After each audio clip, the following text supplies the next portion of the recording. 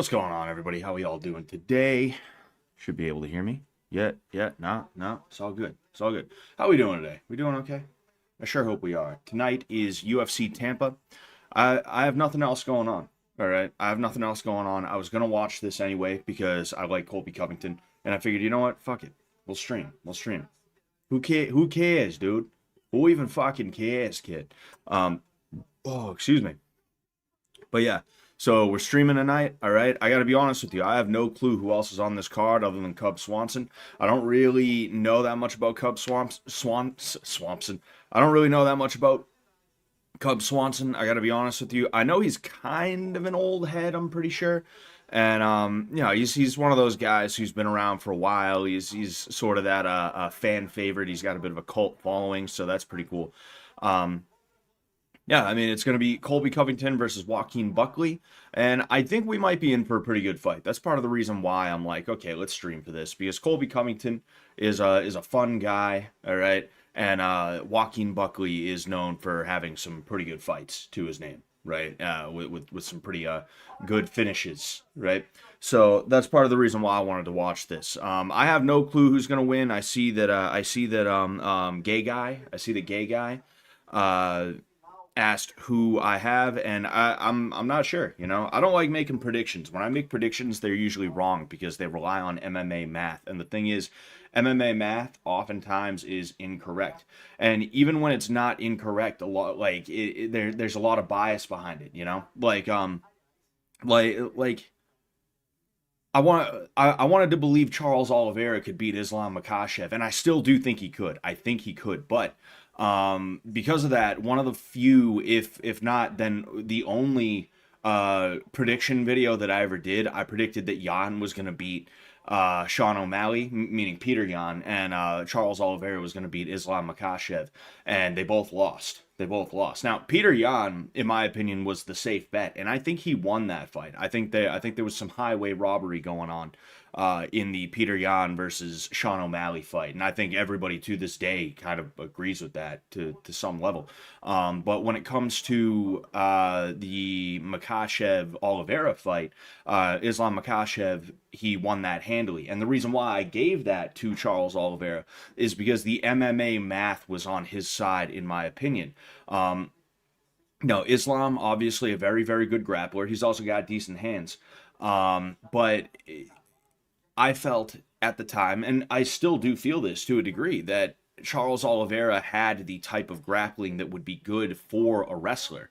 Very active guard game, always attacking even when he's on his back. He's always working on something. He's not like Kron Gracie last weekend with Bryce Mitchell, where he would pull guard. Kron Gracie literally jumping guard just to sit there for 4 to 5 minutes. That was the worst. That was insane. Excuse me. Charles Oliveira is not that, and because of that, I felt that he very well could have.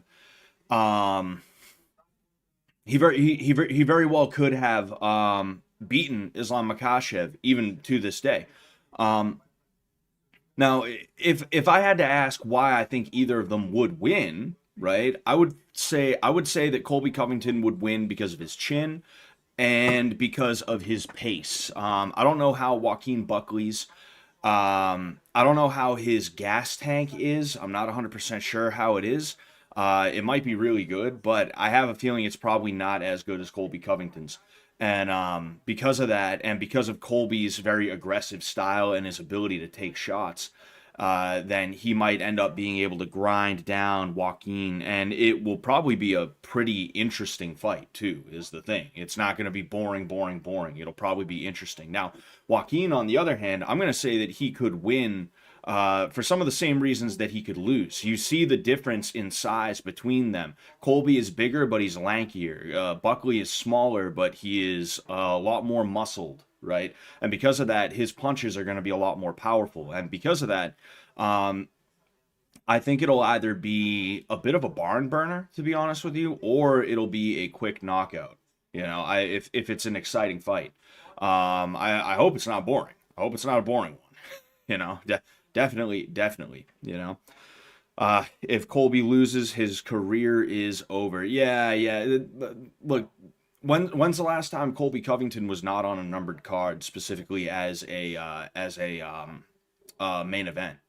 It's been a while. It's been a while, and even before that, he was on numbered cards as, well, he was on the main card, right? Not undercard, but you get the idea. Like now he's headlining, but he's headlining a UFC fight night, and oh, they have the same remote that I have in this fucking in this commercial. I watch Brazilian UFC because it's so much fucking cheaper, and my wife has a plug-in that she can get Brazilian TV on. So I'm literally watching a Brazilian fucking like thing right now. I don't even know what it is, but anyway, um, like Colby's career is doing that right now, and I mean he's what? How old is Colby Covington again? How old is Colby Covington? I think he's in his mid 30s, right? Colby Covington. Whoops, I did not want that. Yeah, 1988. So he is 30 fucking 6, man. Holy shit. It's crazy to me because like the last girl that I dated before I met my wife, right? Colby Ray Covington. Why fucking Colby Ray Covington? He's got a fucking assassination guy's name, you know? James Earl Ray, Colby Ray Covington. Holy fuck. But anyway, yeah, 1988, and he's gonna be in a couple of months. He's gonna be 37. Joaquin Buckley is like 30. I'm pretty sure he's like my age. I think he was 1994. Um, it's crazy to me because the girl that I dated before I met my wife was born in 1988, and I can remember we met. She was 29 years old, and I was 23. So I'm just sitting here like, fuck. Now I'm 30. I remember she had her 30th birthday, and we were still dating. Fuck. Shit. Fuck. 1988. When I think of someone born in 1988, I think of a 29-year-old. Wait, I'm 30. Fuck. That's what's going through my head. But anyway, yeah. So he's could he come back? Ish, oof, ish. Not gonna say no. Not gonna say no, but highly unlikely. Highly unlikely. And the thing is, like these guys. I feel like a lot of the athletes today, I feel like a lot, well, and that's kind of the thing. The word that I use to describe them is athletes, and that's kind of the difference between this generation and the last generation of fighters. Not that the last generation of fighters were not athletes, but I'll kind of explain what I mean by that. This generation of fighters is a little bit more business savvy. They're more about like, hey, how can I have a good career where I make as much money as I can and get to the whatever height I am capable of achieving and do that as safely and soundly as I possibly can, right? And that's why you don't have a lot of fights that are exciting anymore. You don't have a lot of exciting fights anymore. And what happens towards the end of these guys' careers, whether they start losing a little bit or if they, if they just know, like, fuck, man, I'm 36 now. Ooh, I don't got much more time. They understand that and they start just taking fights that they think, okay, like it's gonna be the twilight of my career. I might as well take this fight against this up and coming guy. It might be a good might be a good boon, right? Especially if I win. Especially if I win, that's going to be a good boon for my career. But they aren't sitting here thinking it's time to make a title run. It's time to make a title run. That's actually what Uriah Faber did, and he knocked a dude out who I believe was in his 20s when he was 40 years old, and then he moved on and fought Peter Yan, and he got smoked. So, I don't think Colby Covington is dumb. In fact, I think he's probably a really smart guy. And because of that, he's probably not approaching this thinking, oh, yes, I'm totally going to end up fucking having a legit title run after this. I have a feeling he's probably not approaching it like that. But like I was saying that the modern fighter is an athlete. The fighters of old were fighters. And what I mean by that is they were just in it to fight. Obviously, they wanted to make money, and however much money they could make, they would make. But it was the talent pool was a lot smaller, and there was a bit of a different mindset about everything, whether it's training, whether it's about who you fight, when, where, how, whatever, right? That mindset is not present in most guys anymore, and a lot of the guys that you see that still have that mindset are dudes that they got into it on like the tail end of that, and I don't mean like they just started. I mean like they got into the UFC on the tail end of that, like a Tony Ferguson or say a Uriah Faber, right? Uriah Faber, 40 years old, decides he wants to come back and try and have a title run at fucking 135 pounds. Yeah. Good luck, bro. Good fucking luck, dude. You know, that's it's crazy to think about, right? But Uriah Faber was a dude in his prime was basically WEC. He was at his best in the WEC, and then he came into the UFC, and he was kind of known as like a top talent, but he never held a belt because it was kind of past that point. Tony Ferguson, somebody who he's been around since like 2014 or something like that is when Tony Ferguson got into the UFC. I think he was on the Ultimate Fighter, somewhere around there. A while ago, though, is the point that I'm making. A while ago, But yeah, Rusty Corvine, have you thought about hosting your own fight events? Yeah, I'd do that, but the thing is, there's a lot that goes into that. And I don't have the logistical hookups that I would need. Even just having a ring is like a logistical nightmare because it's like, how do you source that? How are you going to pay for it? Because that's not like $100 investment. And then where are you going to store that thing? And then once you get the ring, all right, cool, you got a ring, but where are you going to have your fighting fucking thing? On rooftops? That'd be great. Never get away with it though. You get shut down in a heartbeat, You need to find a place that will host your fighting event. Then you need insurance. Then you need and that's just the stuff that I know of. If I talk to some of the guys that I know that are in the fight biz, I guarantee you they'll tell me all this shit that I had no clue about, that I had no idea about, If I could do it, right, I would do it the way that my fighter fought on. I'd do it the way that there's this event in my area, right? And I had a guy fight on it. Like last month, like 3-4 weeks ago. It was in a gym. It was set up like a smoker. A smoker is like an exhibition sort of event. But the thing is, they had judges, they had a referee, and they have a championship, right? Like one of the dudes that I was seeing around as I was helping to get my guy ready because I was bringing him to different gyms to get sparring.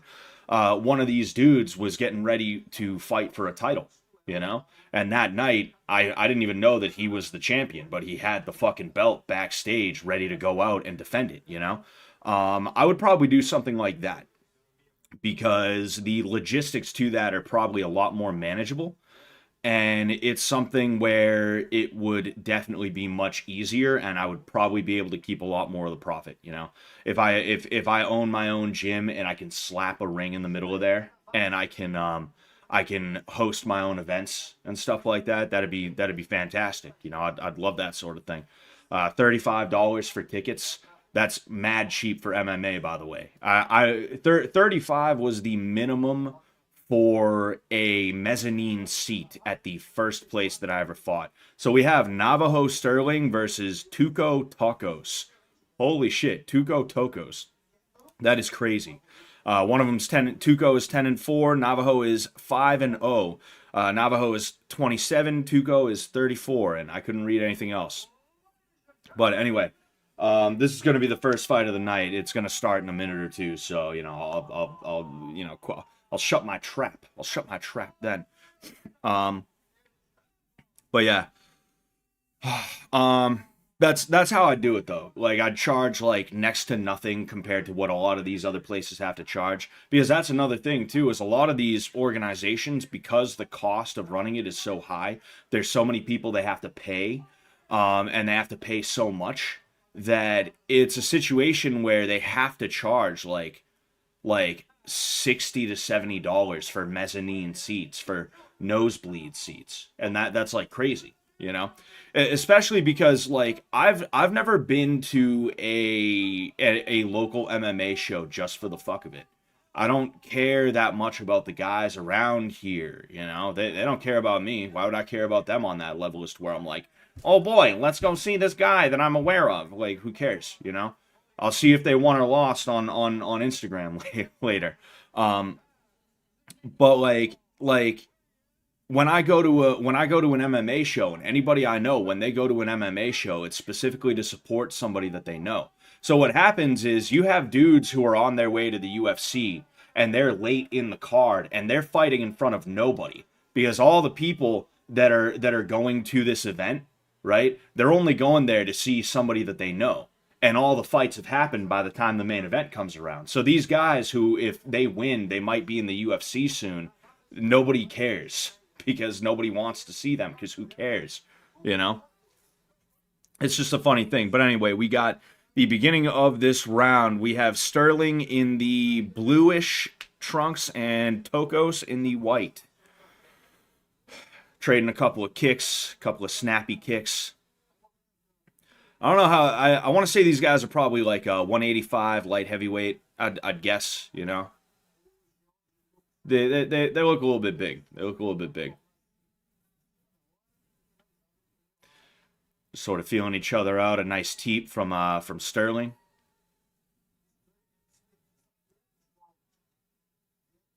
Sort of a light hook followed by a light inner leg by Sterling. None of them land. Just sort of testing each other out.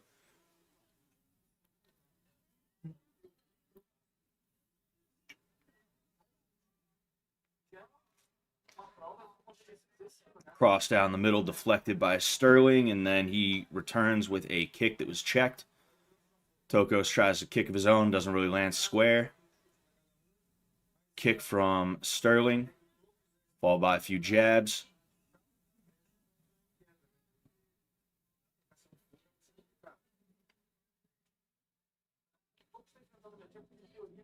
Ooh, tie hop from Tokos to try and close distance. He doesn't really use anything. He throws a body kick that is blocked by Sterling. Sterling throws a rear teep that catches Tokos. You see, and I mentioned that new age UFC fighters are athletes and old ones are fighters. And jab cross up the middle from Sterling. Didn't look like it really landed like that.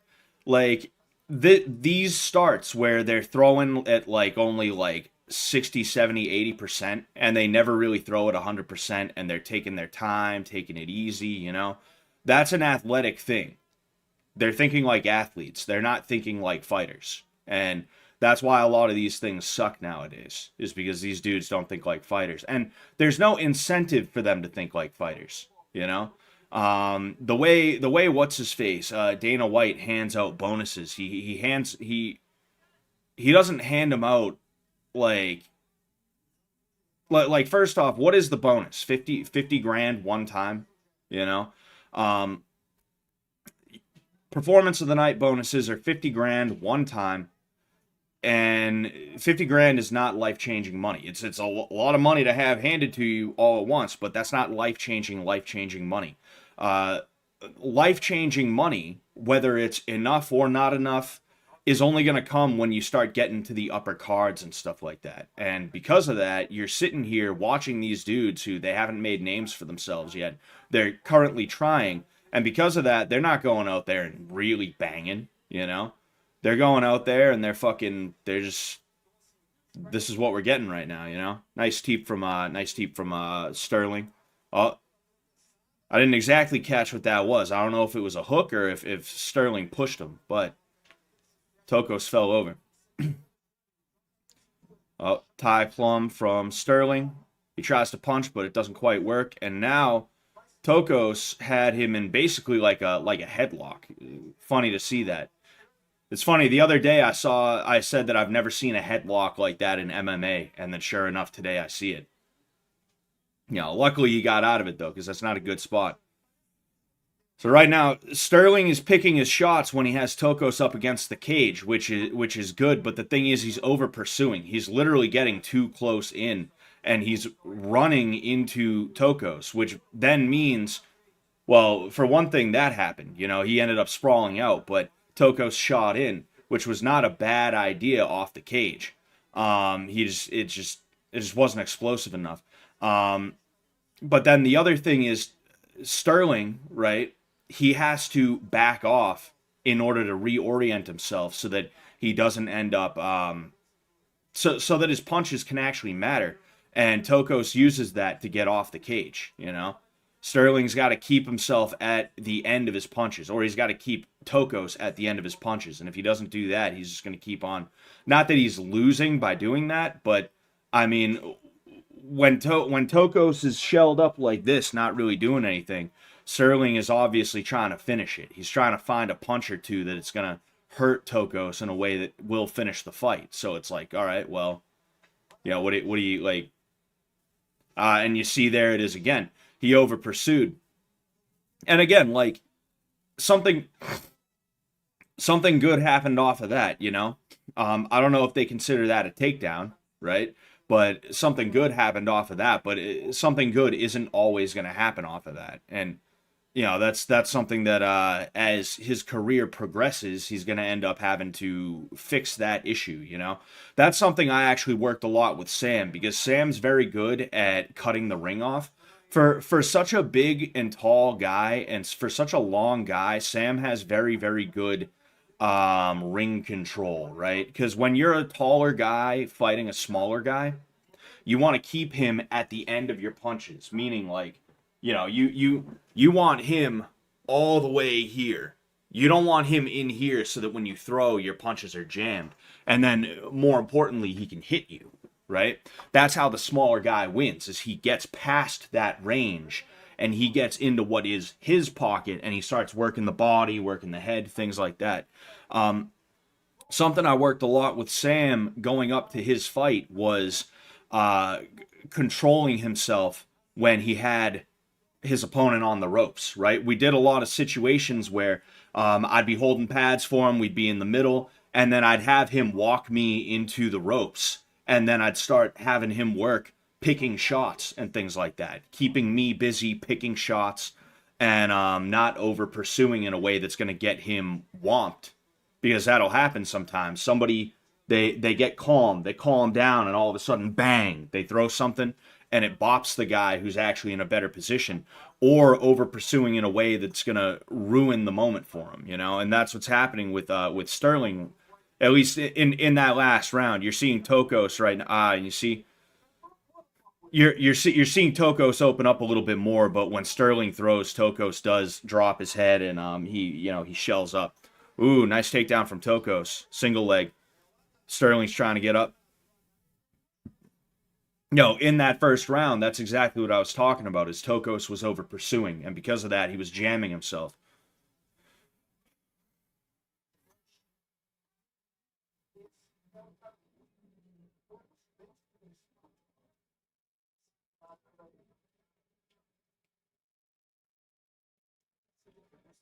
So they're fighting right now. Oh, man, Tokos picked him up, but he couldn't mat return. He just didn't have the picked him up, mat return, but Tokos was getting up, but Sterling was getting up, but Tokos was able to go around to a sprawl position. He is now sprawled out on top of him. I don't know if he's going to try and work a submission. I thought he was going to try and knee him in the head, meaning Tokos was going to try and knee Sterling in the head. I was like, oh, the way he pulled his leg back. So right now, Tokos is trying to spin to the back, and Sterling is using that as an opportunity to stand up, which he does. And Tokos now has him against the cage. That was an interesting little knee. And now he's got a clinch, nice elbow from Sterling, uppercut from Tokos in return. Another elbow.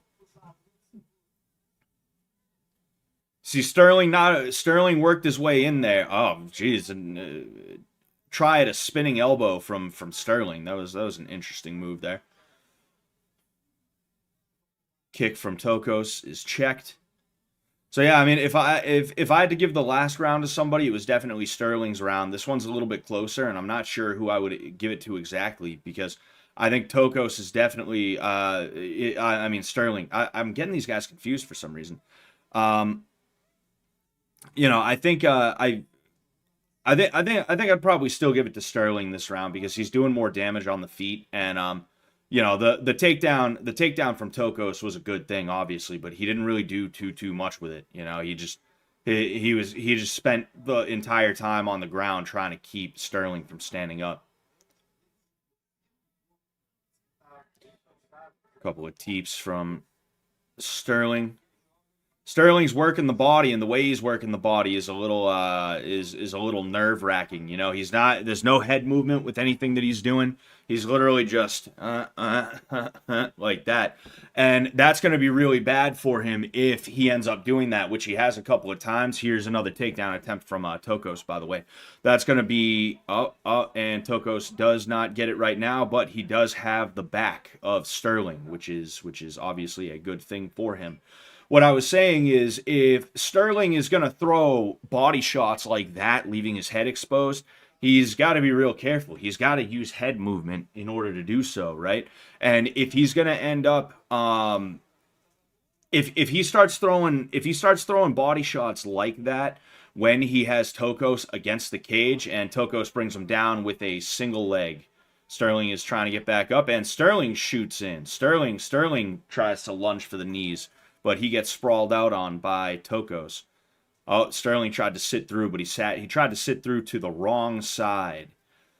Where his head is now, he could try sitting through that way, but it might be a little bit strange for him. What I was saying about Sterling is he's in a spot where if he's not careful when he is up against the cage, he's not only going to over pursue, which is going to put him in the range of Tokos to throw a wild overhand right, but he's also going to be dropping his hands and leaving his head free. So that's you see, and even right there, Tokos just threw an overhand right that partially landed. If Tokos can wait for those body shots to come in and come over the top with him, he's in real good shape. A little bit of dirty boxing from Tokos to end that round. So that was definitely a much better round for Tokos, but I think it was still Sterling's round. So right now it's 2-0 Sterling, and I guess we are going to see how that third round is. I have a fucking update from my phone.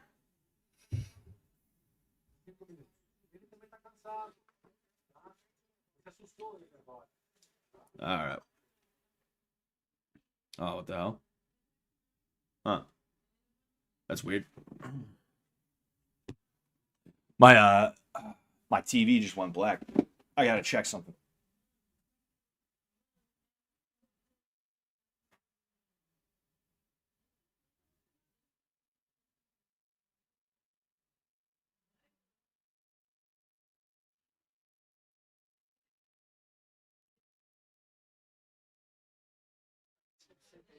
Here we go.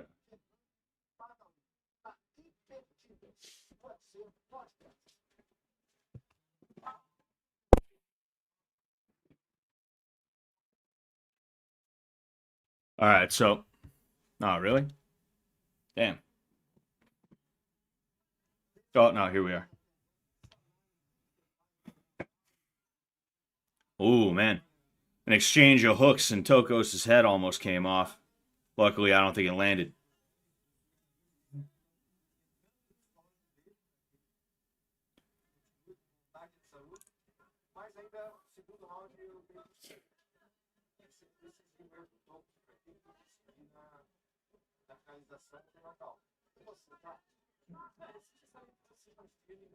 Ooh. Kick and then a punch by Tokos. Really? Oh, man, the app's being weird right now. Why is it being so weird? I don't know why the app is being so strange.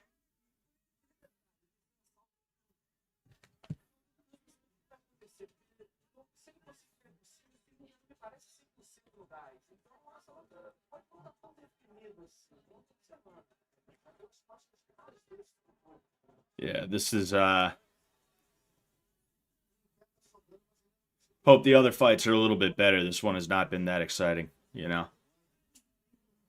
I think a lot of fight fans are lying. I think there's a lot of I think there's a lot of simps out there who like, like oh man, he almost kicked the leg out to get a takedown. Tokos has Sterling up against the cage, but honestly, this fight has been so lackluster. It's just like whatever, you know. There's so many people who like they simp for the UFC because they want to feel like they know something, right? That it happens with a lot of people and a lot of different things, but it especially happens with the UFC. If there's one thing that you see a lot on MMA Twitter, it's you're not a real fight fan, dude. You're not a real fan, dude. There's like this weird gatekeeping shit that's like it's not gatekeeping insofar as like you're trying to protect the product or anything like that. It's literally gatekeeping insofar as like you're a scab, you know? Like leave the corporation alone. Leave the billion-dollar corporation alone is like what the attitude almost is from these people. And the way that they'll operate is calling you a fake fan, or they'll say, dude, you're a new fan. You only started watching like 3 years ago. And it's like, bitch, I've been doing this shit for over a decade now. What are you talking about? I remember when Pride was still a thing, you know? And that's why I don't like the modern UFC, because it's just not that great. And I'm only watching this card because of an interesting fight, which of course just happens to be the main event. But this has been a major snooze fest where there's just not a ton of action, you know? The action is just not that good. Even and you see what I was talking about? Fucking Tokos just caught Sterling with a short right hook because Sterling dropped a hand to throw a body shot from in the clinch, you know?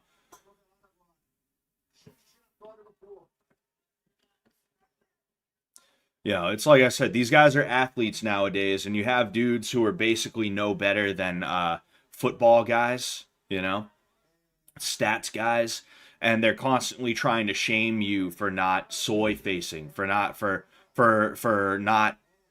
consuming the product and getting excited for the next release, you know. And that's one of the worst things about modern MMA is the fan base is so fucking annoying, you know. Everybody used to just be like, "Hey, I just want to see good fights," and now you have like Muslims running around like "Allah, Allah, Allah, Allah, Allah, Allah, Allah," you know, running around like that because Habib Nurmagomedov laid down on 50 people, you know, because the totally straight Habib Nurmagomedov cuddled with 50 grown men on national television, you know, international television even. Um, you got to deal with that shit. You got to deal with people who they only started watching within the last 5 years, but they're trying to tell you that you don't know the sport and that you're not a real fan and shit like that, and that you only started watching 5 years ago, and you don't actually know what a good fight is. You know, it's just stupid. It's just annoying. You know. Oh man.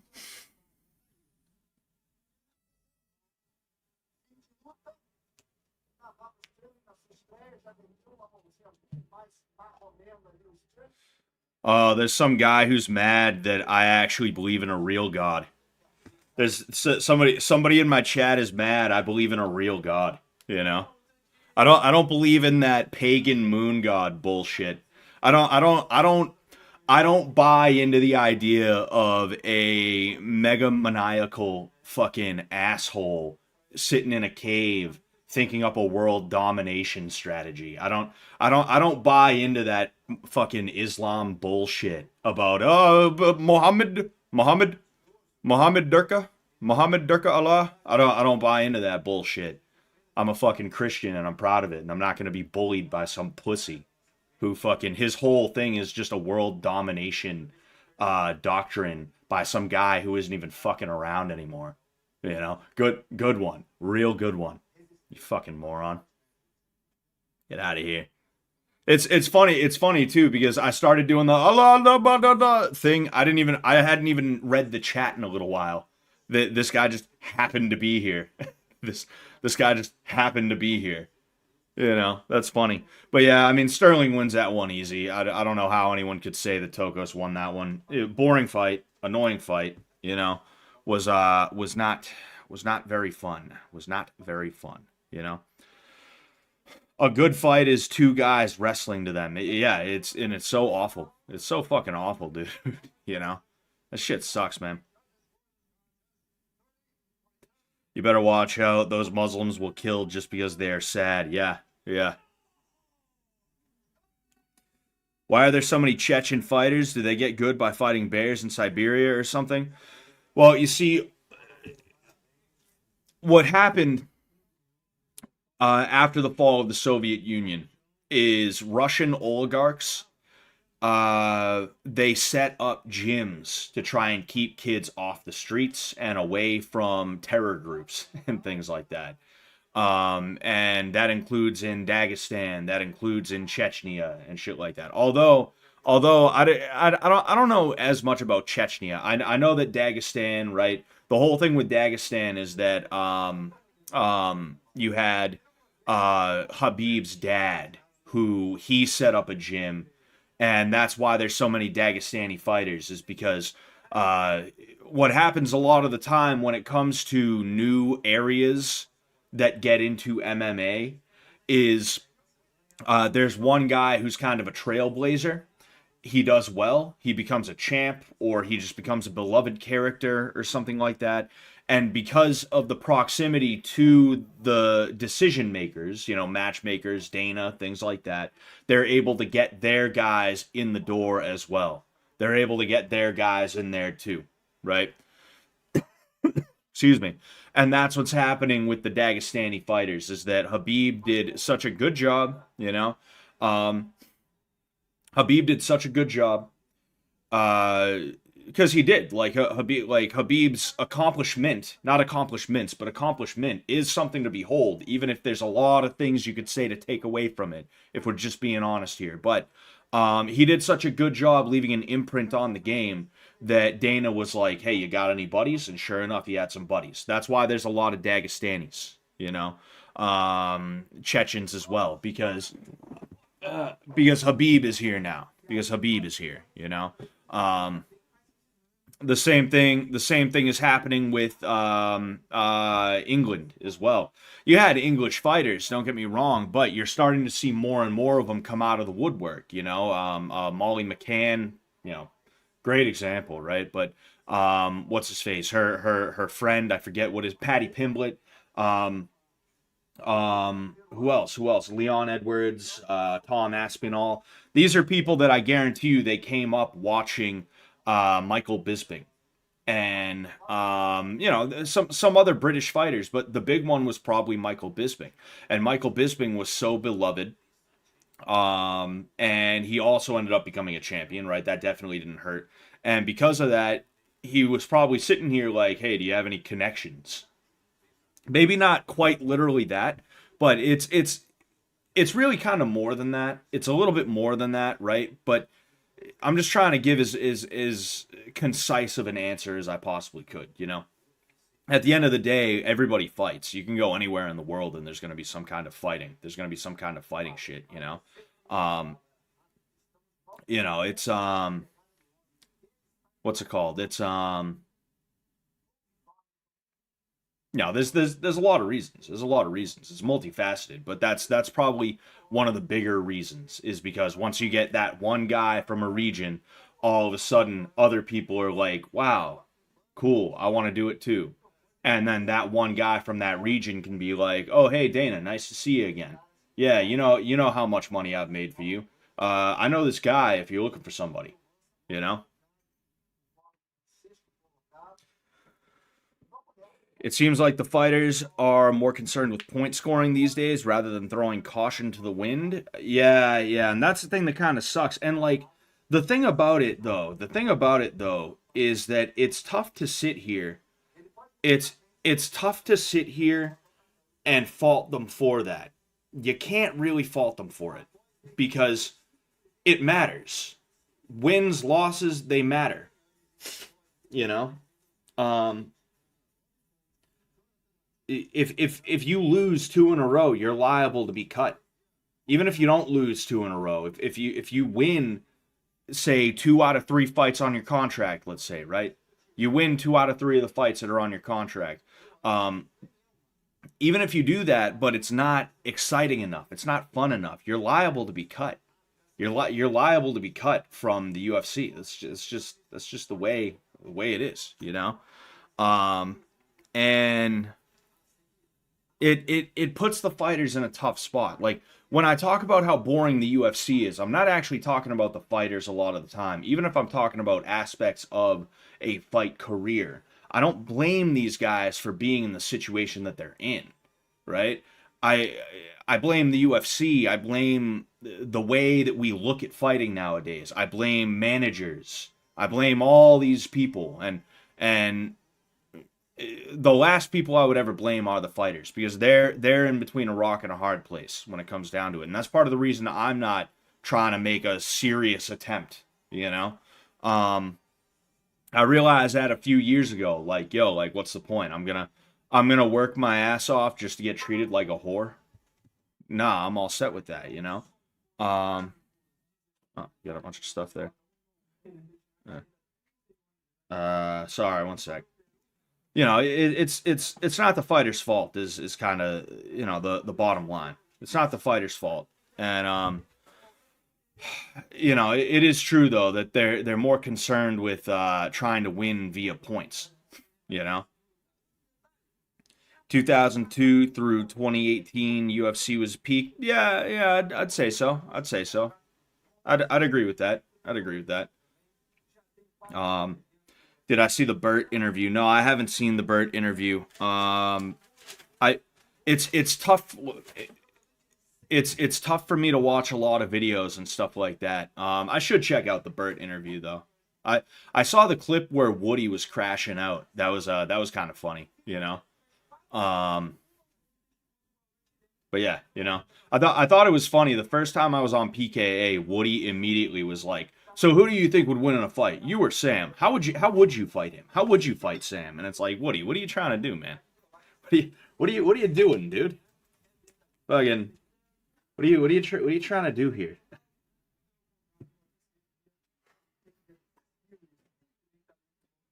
All right, so we got Yanez versus some other guy. I don't know who the other guy is. I've heard the name Yanez before, but I don't know anything about these guys.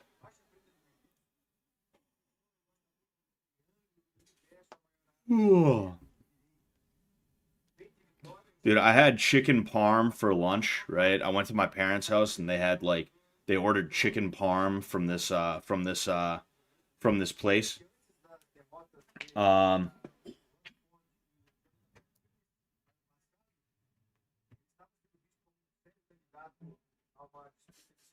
anyway, but yeah, like I was what was I doing? What was I doing? Sorry, I'm watching Conor McGregor training footage. Just and because it's jujitsu footage, and I'm just watching it and I'm thinking like, huh, like some of this is like a little bit weird if I'm being honest with you. But anyway, um, yeah, I had chicken parm for lunch, and then I went home and we ordered dinner, and I was like, huh, what am I gonna have from this place? And I'm looking around and I see chicken parm sub, and I'm like, oh yeah, I like this place's chicken parm sub. I'll get that. And then once it got here and I opened it up, I'm like, fuck, I had chicken parm earlier. So literally all I've had to eat today, other than a little bit of junk food, was just chicken parmesan. All right, so yeah, we have Adrian Marnet, geez, Yanez versus Daniel Marcos. I almost combined their two names. Yanez is 17-5. Marcos is 16-0 with one no contest. They are both 31 years of age. All right, so we will see who wins this one.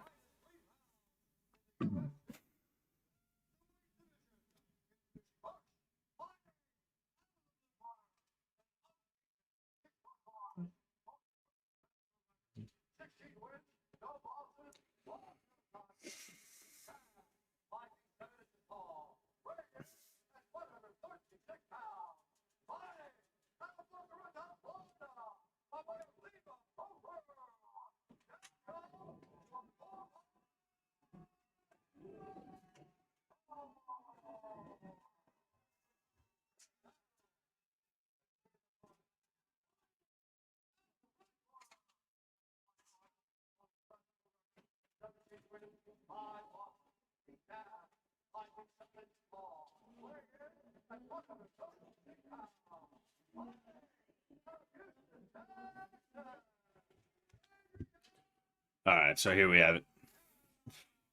See, like I streamed tonight because I don't have a ton to do, and I was like, you know what, fuck it, let's go ahead and watch. Let's go ahead and watch. But this is why I don't stream for every card every weekend, because like I just sat here with dead air for like a minute or two, and I don't like dead air, but I also am not going to talk unless I have something to talk about. Like even right now, I'm filling dead air with talking about dead air because it's something I want to address, you know. If I'm not that excited for the card, I'd rather not stream for it because being excited for the card makes me a little bit better at the streaming aspect of it, you know.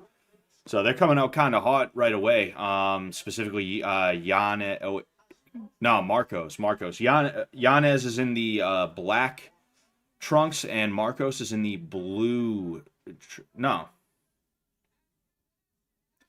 Oh, no, no. Okay, yeah, yeah. So Marcos is in the black trunks. Yanez is in the blue trunks. Okay, all right, okay, all right. I got confused there. I got confused there. Instead of doing red corner, blue corner, so you can identify them by the tape, they do the trunks at the bottom to show you what color to identify them by. And I think that's a little bit weird, you know? Um, but anyway, Yanez came out a little bit hot. You know, he started throwing a few shots right out the gate. I specifically saw a teep to the thigh followed by a punch, but now they're sort of settling in. There was a kick from Marcos. Marcos steps in with what looked like a sort of a slapping hook, but Yanez ended up throwing back. Nice two-piece combo. I don't even know if it landed. It didn't quite look like it. So Yanez is pretty quick. I'll say that much. Yanez is pretty quick, and you know, I think that'll play a bit of a role. I think Marcos might be a little bit bigger than Yanez, but it you know, it's we'll have to see. My fuck, my thing is being annoying. There we go.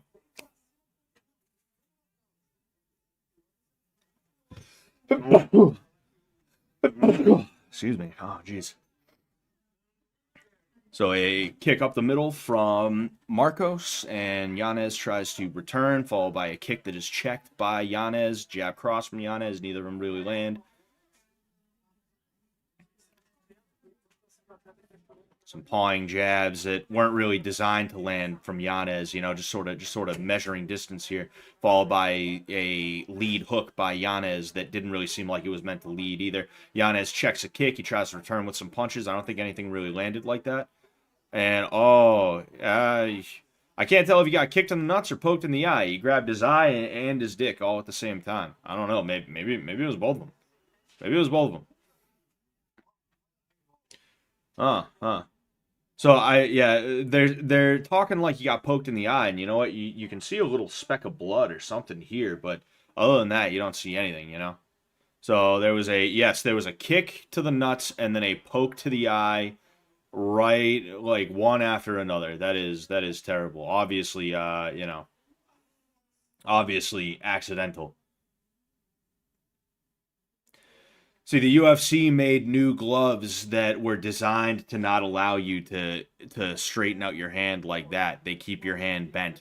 Pride FC used to have similar gloves. But the thing is, right, and this is the folly of anybody who is in a creative role for like a corporation like this.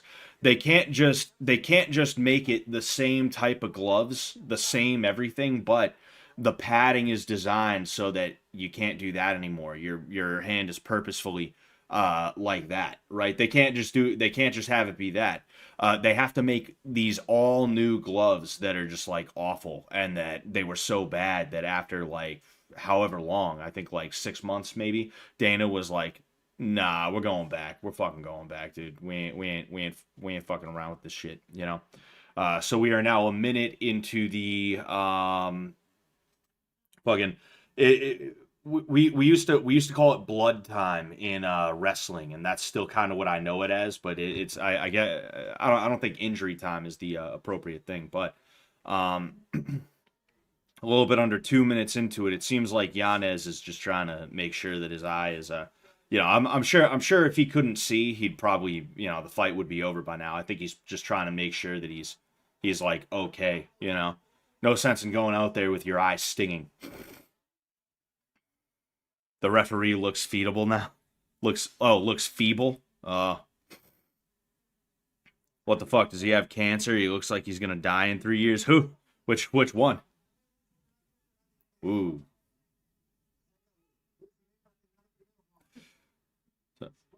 Oh, yeah. It can be tough to call these lower weights sometimes because these guys can be so quick. By the time you register and want to talk, something else has already happened. Kick from Marcos. I believe it was a calf kick, landed. You see Marcos put his hand out like that,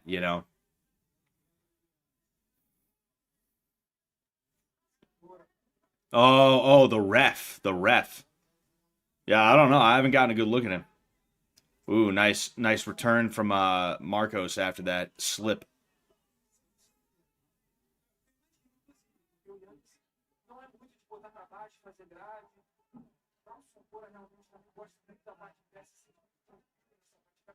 What the fuck was that? I think Marcos may have been trying to go for a spinning elbow because the way he dropped and his hand went up like that, I think he might have been trying to go for that, but it just didn't work. Ooh, so Janz throws a few. I believe they were mostly to the body. Some of them looked like they may have landed, but then not Janz threw that, and then Marcos threw back, and he landed a cross. He also threw a kick to the leg. They are now in the clinch with Janz having the double underhooks. So Janz had double underhooks, and Marcos ended up taking overhooks, which is one of the options that you have when somebody has double unders. Now they're in a half plumb. Specifically, Marcos is in a half plumb, but his back is to the cage, so there isn't a whole lot that he can do with that. And Marcos just reversed position, and he dropped a level looking for a double leg off the cage, but he is not going to be able to get it right this second because Janz has an underhook in.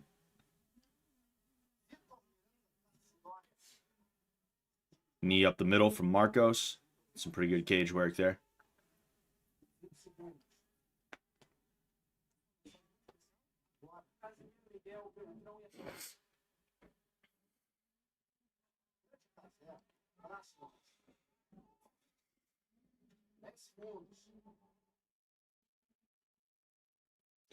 Gonna end this round up against the cage. Marcos pushing Janz.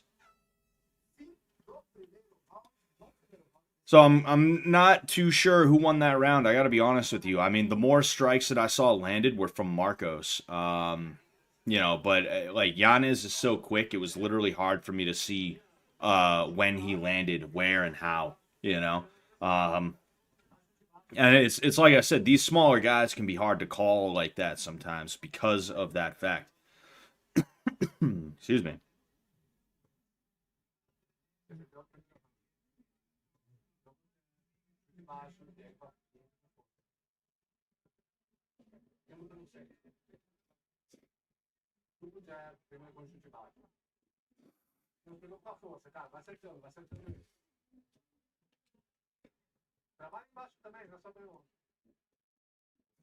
The double whammy, says Tristan Miller.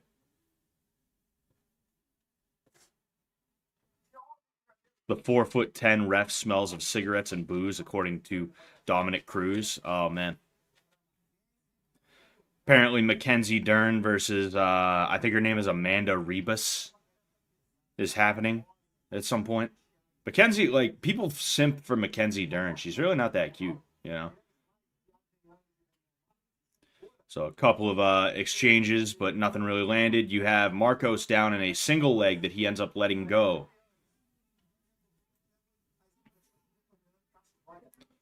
Ooh, nice left hook from Janz. A kick to the body from Janz. It's deflected. Marcos threw a teep up the middle, and Janz ended up countering with a couple of punches. They didn't land, but that's there for him, He keeps on defending those kicks with punches. I think he will find his mark eventually. Jab up the middle from Janz. Calf kick from Marcos, followed by brief exchange.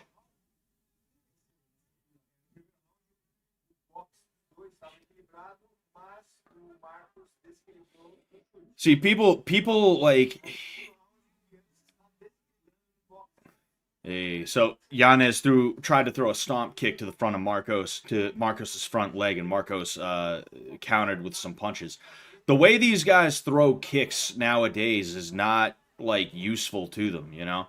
Ooh, nice couple of shots from Janz. Nice two-piece with the right hand there. I was saying the way these guys throw calf kicks and stuff like that, as well as low kicks in general, it's not even useful. The only way it's useful is to mix things up and make somebody think about something. That's it. But you got to ask yourself, when's the last time you saw a low kick or even a calf kick finish? Yeah, he dropped down low and he cocked his arm back like that, as though he was trying to go for ooh, that was nice. Trying to go for a weird spinning elbow. There was a brief exchange with Marcos slipping a few punches and landing on Janz. But a lot of like people don't turn on their kicks like they used to, and that's because they're afraid of getting taken down, you know? A hard kick like ooh, Marcos goes in for a jab cross, Janz counters with an overhand right. But like dudes don't turn on their kicks anymore, and because of that, the kicks don't hurt like they used to. And when's the last time you saw when's the last time you saw a leg kick or even a calf kick knockout? Or oh, hey, nice knee up the middle from Marcos. Calf kick from Marcos. Janz tries to return, it doesn't really work. Followed by a brief exchange where nobody really lands. Jab up the middle from Janz.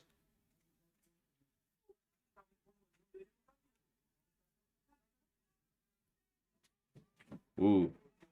Marcos changed levels to get under a punch, and then he came up with an overhand right that seemed to land.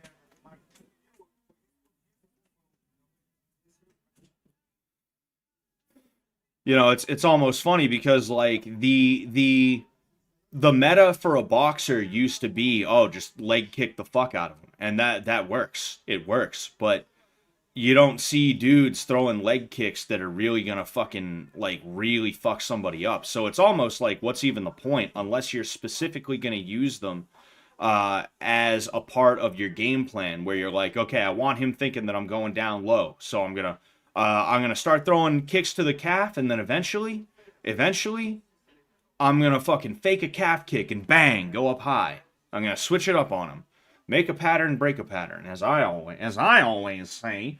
Um, it almost makes you wonder, like, what's even the point of throwing kicks anymore? You know, like when I see kicks, I like when dudes land heavy kicks. I like seeing leg kick knockouts. That's some cool shit, you know. But you just don't anymore, you know.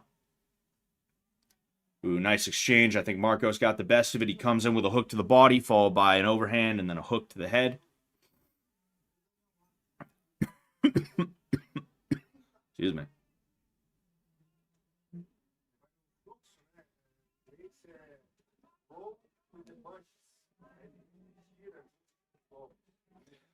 And Marcos shoots in for a takedown. He's got a single leg, but he lets it go.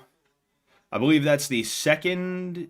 Oh, there's a flying knee attempt by Marcos, and oh man, flying knee attempt by Marcos. He gets countered by Janz, and then Marcos returns with a really weird overhand right. I'm talking about not like an overhand like this. I mean, he literally threw like up here, which is kind of which is kind of crazy. Yeah, I mean this isn't a bad fight. This isn't like a bad fight per se. Um, you know, if you want to see crazy low kicks, right? Look up Jose Aldo versus Uriah Faber. I was talking about Uriah Faber a little bit early. I can remember in like 2014 or so when that fight went down. You know, I can remember when that fight went down, and Uriah Faber was in a cast. That's how many leg kicks he got. fucking smashed with, you know? And dudes are just not throwing kicks like that anymore. And it's almost, like I said, it's almost like, hey, what's even the point, you know? Unless it's a tactical reason why you're throwing low kicks, what's even the point, you know? But Bert said he stopped taking his psychotic meds and increased his uppers to make him psychotic around 10 days in. He said on PKA. Yeah, I'm sure he said that because that's probably the type of shit that you would expect like an autist to say, you know?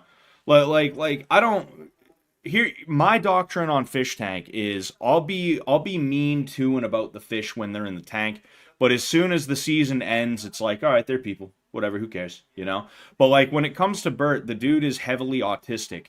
And because of that, when he does something stupid, he's going to try and turn around and be like, oh, well, actually, you know what it was? Ooh, nice hook. There was an exchange in the middle, and Yanez caught Marcos with a nice hook. You can tell he didn't like it very much. These guys are standing and banging right now. Yep, pointing to the mat. Ooh, man. See, that was an exciting exchange, and those are the types of exchanges that I want to see, you know? I don't want to see jab, cross, and then like a low kick, and then just sit there for the next 10 to 15 seconds, like running the timeout, trying to win on points, you know? I want to see what that was right there as a fight fan. Like, that was a great way to start off round 3. And Marcos just happened to stumble into Yanez as he was falling down. And now we have them against the cage. And Yanez is trying to use the cage to stand up. He's trying to wall walk, but it's going to be tough because Yanez is onto him. Marcos is onto Yanez, who is trying to wall walk right now. Oh, he's grabbing the fence. He's grabbing the fence. Truth be told, I think fence grabs should be legal. I think fence grabs should be legal, in my opinion. All right? The reason why is because if somebody wants to grab the fence, it will help them, but it might not help them as much as they think, especially if they're trying to hold on to the fence and they end up getting hurt, right? Now, it would change the meta about certain things, i.e. takedowns and stuff like that. It would make certain takedowns a lot harder to hit. However, like, I don't think they should be 100% outlawed necessarily, you know? Like, you could say it's a safety issue. You know, you could say it's an issue of like, oh, it impedes the game. Ooh, nice right hook by what's his face, Marcos.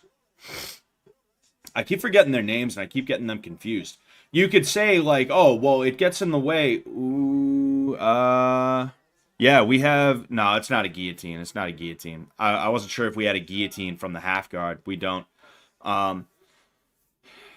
You know, Yanez is on bottom right now. Marcos is on top, and Yanez is holding on for dear life with the head, but Marcos is about to get out in a second. You know, Marcos is going to get out in a second. He's out. He's out. What the fuck was that black screen just then? Yeah, you guys noticed that too? I figured it was just mine.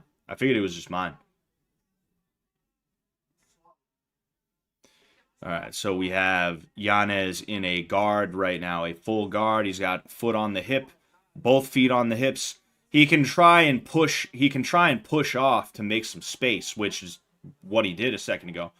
I think in that case he wasn't even trying to push off. I think he was trying to hit a sweep, which is kind of funny to see, but it didn't quite work. And now because of that, we have Marcos, who is almost in a side control. Didn't quite work, though. And Yanez stands up in what was basically the way that I said that he could before. Ooh, hey, nice knee up the middle. I don't know if that landed or not, but it was pretty sick.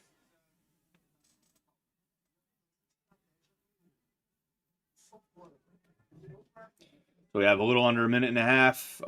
Marcos has his back to the wall. Yanez is keeping him there. And this is what I was talking about, is like you could say that the cage impedes on the natural progression of the fight, but you know what else does? The fucking wall itself. You know? The wall itself impedes on the natural progression of the fight. These guys hold on to each other on the wall. They just sit there doing nothing.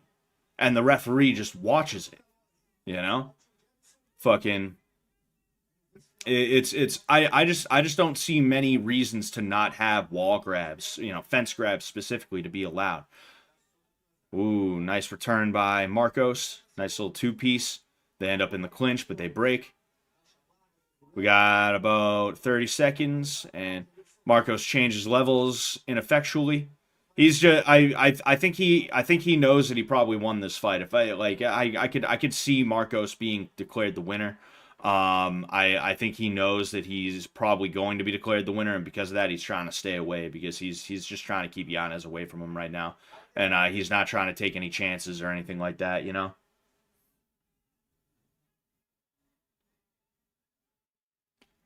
What the fuck was that jump? And they were swinging for the fences when the bell rang. So that is the end of the fight.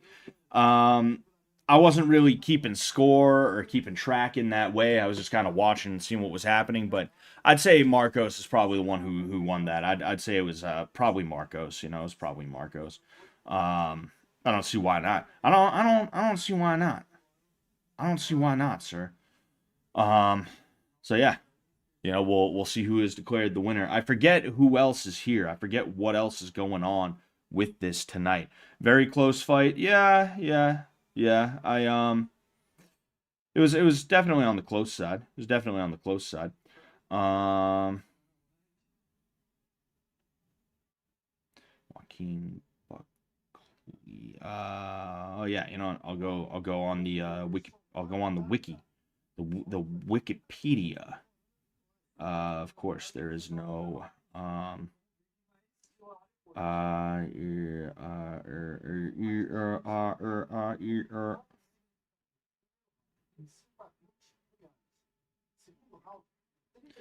this is a pretty quick turnaround for Joaquin Buckley. I had no clue. He fought in October. Wow, actually, yeah. You got to hand it to Joaquin Buckley. He's fighting no, he's fighting pretty often. A 2 month turnaround is not a whole lot of time. It's not a whole lot of time. So good for him. Good for him. Like I like Joaquin Buckley. I don't think I don't think he's a bad guy, and I think even if I don't necessarily think he's going to be a champion one day, I could see him being a fan favorite for sure. I mean, I think he already is to a degree, but there's some guys who they kind of get catapulted into like legendary fan favorite status, if that makes sense. Like Clay Guida is one of those guys. Swanson seems to be one of those guys. Joe Lozon, right? Like those types. I could see him being that if it comes down to it. But uh yeah, so Marcos ended up winning. Um yeah, so there's that. There's that. You can make fight picks and score the rounds in real time and win XP. You move way up through the different belts. Check it out. It's really cool and it's free. Oh, do you use any of the Verdict app? Nah, I've never heard of that. I've never heard of that. It sounds interesting though. It sounds interesting.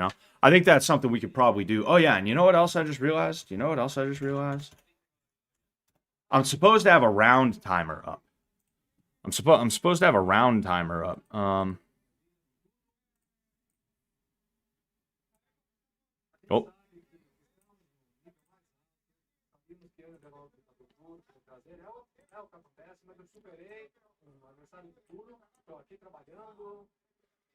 Oh, here.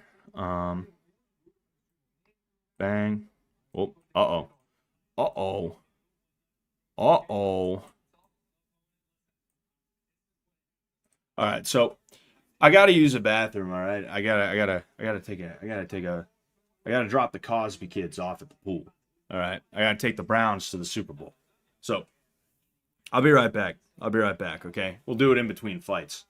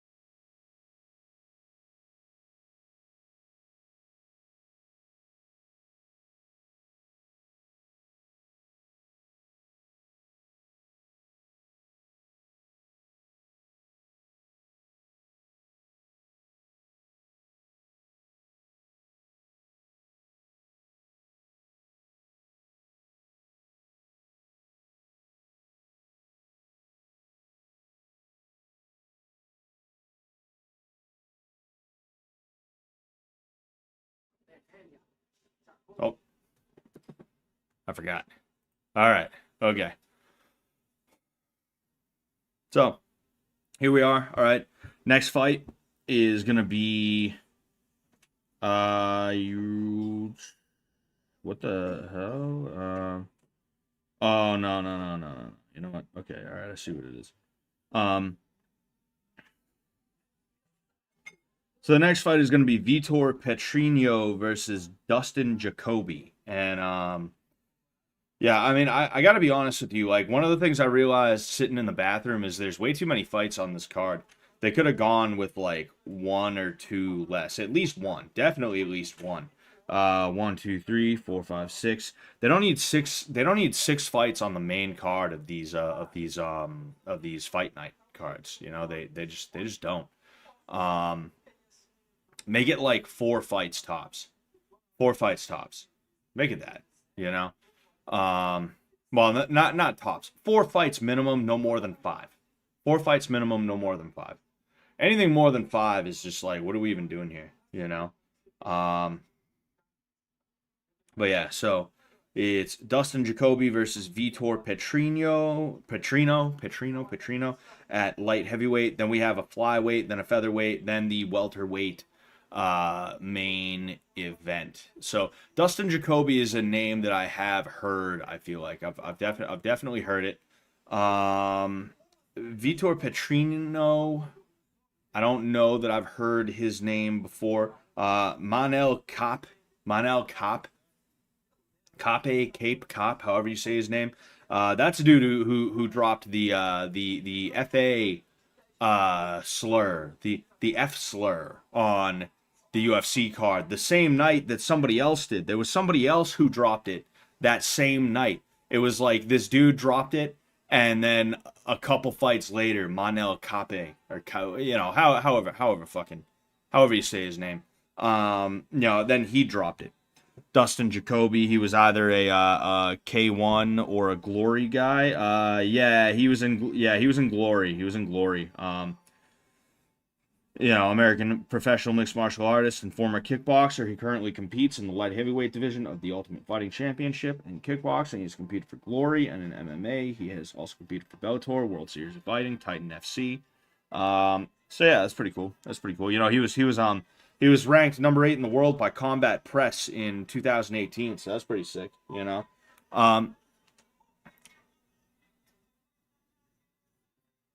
It's funny how so many dudes that are top strikers get into MMA, you know. You don't see many top grapplers get into MMA, and that's because it's easier to get into MMA when you already know striking than it is when you already know how to grapple. You know, I think that's a real thing, you know. I mean, we saw it with fucking Kron Gracie last weekend. We saw it with Kron Gracie last weekend where it was like fucking bullshit. It was bullshit. Cape is fantastic. I bet he's cool. I bet he's pretty cool.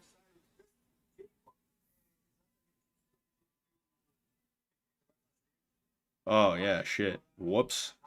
I forgot. I forgot to shill this in my own. I forgot to shill this in my own fucking server.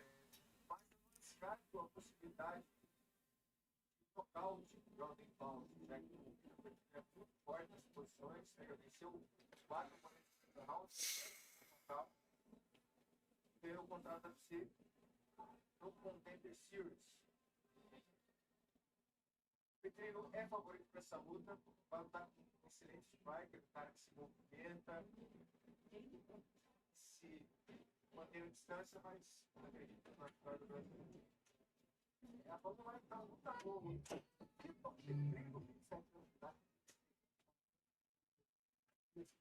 All right, so Petrino is 11-1, and Dustin Jacobe is 19. What looks like 9-1. My TV is at a weird little angle. Petrino is 27, and Jacobe is 36. Light heavyweight division.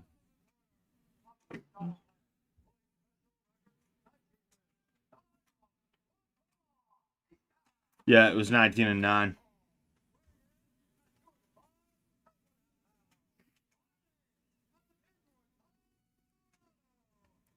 Inglewood, Colorado.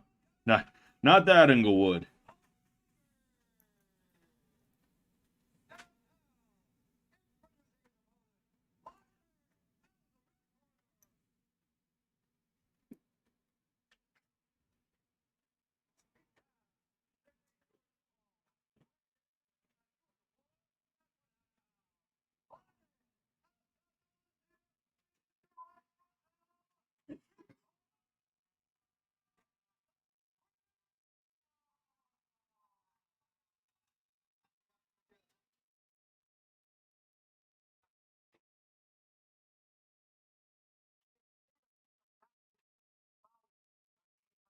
Principal. Aí o cabuloso, o tá de volta, o Petrino, ele tá um bom lutador. All right, so Dustin Jacobe in the black and Petrino in the yellow. Pawing jabs from Jacobe thus far.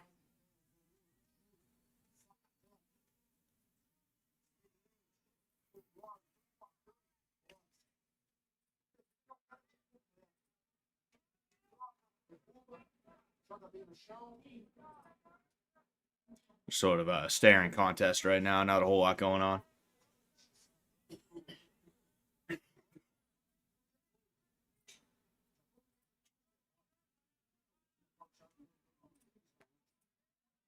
Inner leg followed by a jab from Petrino. Not really for effect or anything like that. Oh, shit. Whoops. All right, you know what I'll do? 4.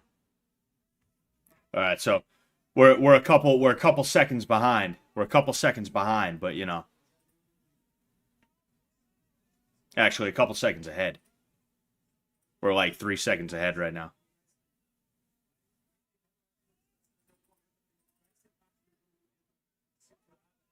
Yeah, just sort of feeling each other out right now. There was a kick from Petrino that landed.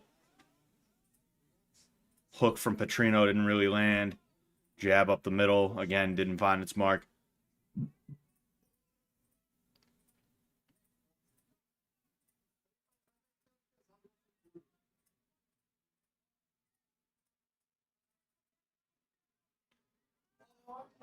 Oh. So Petrino throws a few punches, none of them land. I believe Jacobe landed a shot. It was, you know, just sort of a jab. Just sort of moved out of the way of a punch or two and then bop. Kick from Jacobe. Again, just sort of feeling each other out, you know. At light heavyweight, you're big enough it's where one shot has a real chance of ending it all. Ooh, punch up the middle from Petrino hurt Jacobe a little bit. I don't think he's that hurt, but, you know, it sent him back. A jab from Petrino found its mark.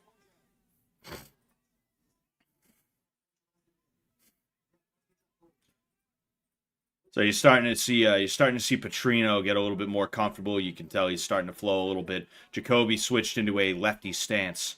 High kick from Petrino didn't land. Inner leg from Jacobe sort of landed. It was like a glancing blow. Jacobe is now back in a righty stance. Left hook from Petrino didn't land.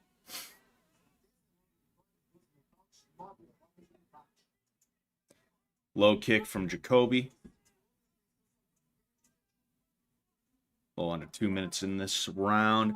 Low kick from Petrino, followed by a hook didn't land. Ooh, nice hook from Jacobe. And Jacobe is now around back. He ended up hitting a duck under, and he got around back, and he let that go. He didn't bother to try and grapple at all. He just started trying to throw punches, and one of them landed, but it didn't really land to effect, you know?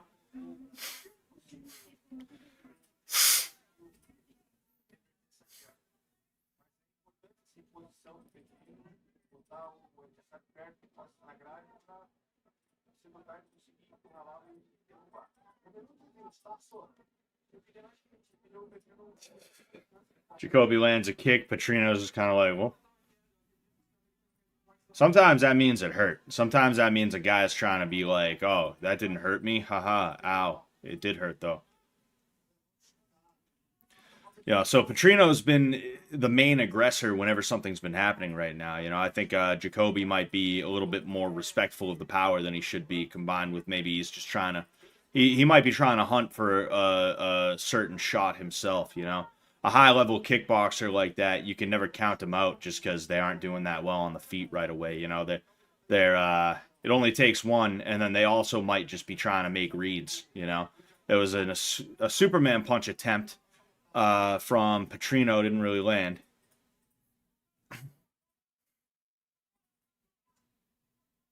Calf kick from Jacobe.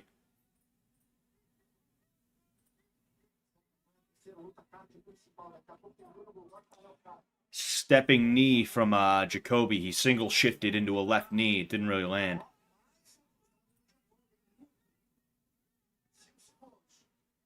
So Jacobe is he's faking teeps right now. He faked a couple of teeps. And you could see Petrino momentarily bite on those, and we are at the end of the round. We will hit 5 minutes. No, fuck off. Get out of here. Get out of here.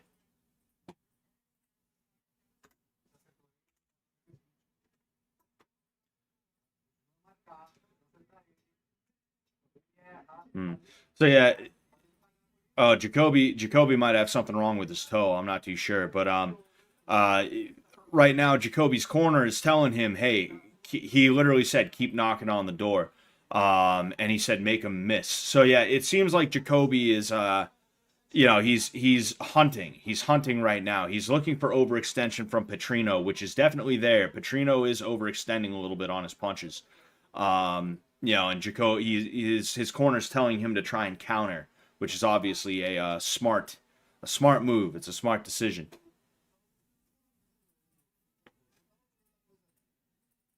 All right, so as we get ready for round 2, we're going to go ahead and we're going to make sure that we... all right, we got it right this time.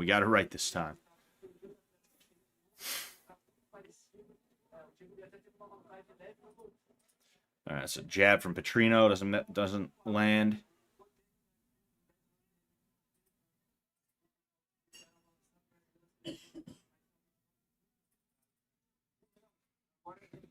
So yeah, right now Jacoby's being walked up against the cage. He's trying to circle out, but he's not quite able to get out of there. He's being cut off by Petrino. Jab doesn't find its mark.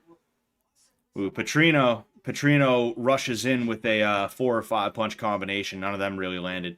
A little bit of head movement from Jacobe made sure that Petrino stepped in with a lead hand punch, and he got countered with a left hook that it almost landed. Jab cross followed by a little bit of head movement from Jacobe. Leg kick by Jacobe.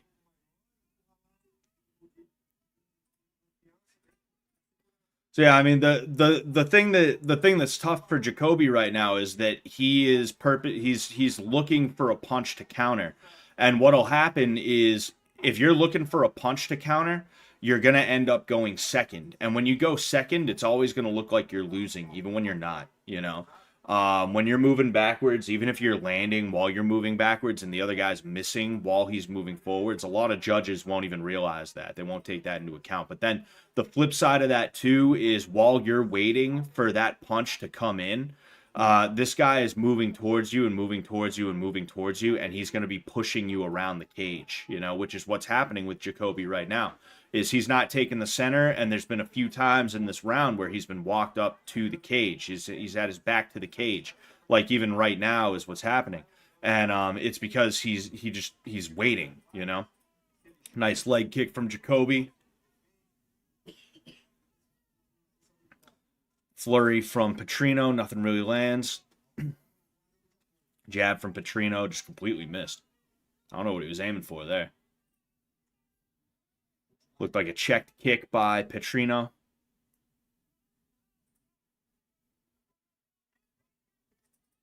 Oh, it was like a midsection, maybe even a high kick. That one was definitely a high kick from Petrino. Both of them deflected.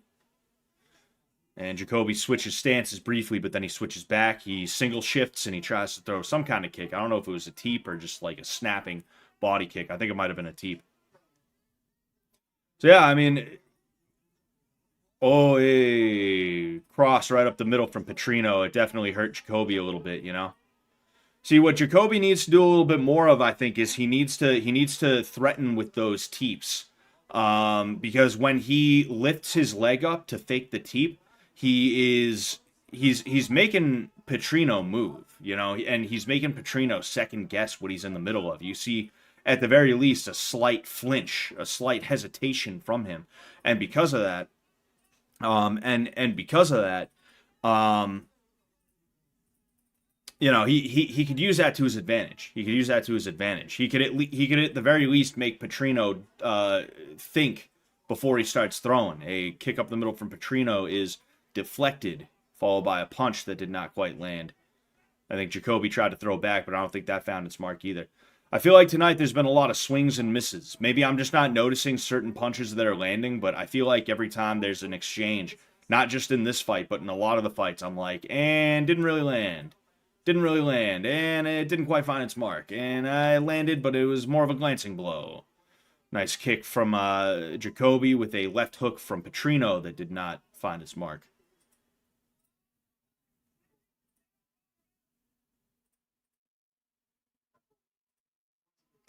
Spinning back kick attempt from Jacoby did not work. I feel like a lot of dudes resort to the spinning back kick when they're out of ideas. You know, there's certain punches that, ooh, nice jab up the middle from Jacoby, landed right on Petrino's forehead, right on the eyebrow ridge. Now Jacoby is in a lefty stance. He throws a kick followed by a punch, and oh, another Superman by Petrino. At least he's trying to make it a little interesting, I suppose. You see what I was talking about? Jacoby faked a rear teep and Petrino jumped back. He jumped back a few inches, you know? That means a lot. Inches become miles in a fight. Jab up the middle from Petrino. Doesn't find his mark. And that is the end of round 2. So, if I had to give it to somebody, it is a pretty close fight, but I feel like it's not that close as to where I couldn't give it to Petrino right now.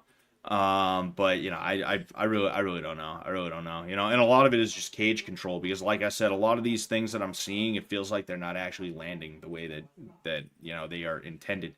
It is what it is. Happens. Hey, happens to the best of us. Okay, happens to the best of us. But yeah, I mean, I think Jacoby really needs to get on his horse this round. We need to see a little bit more action out of him. He's got a little bit too much respect for Petrino's power. I guarantee you, Jacoby's probably got quite a bit of he packs quite the punch himself. I mean, these guys are light heavyweights, and you can tell Petrino is definitely bigger, but I don't think he's that much bigger than Jacoby. You know, you can see Jacoby's a pretty big guy too. So it's like I don't know what he's I don't know why he is being as timid as he is about this stuff, you know?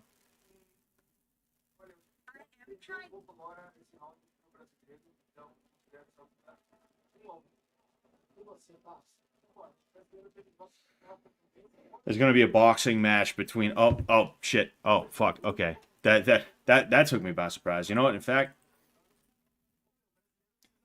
we're going to wait until 4:30 to hit this again, but beginning of the round took me by surprise there. Swing and a miss by Jacoby, and Petrino is in for a single leg.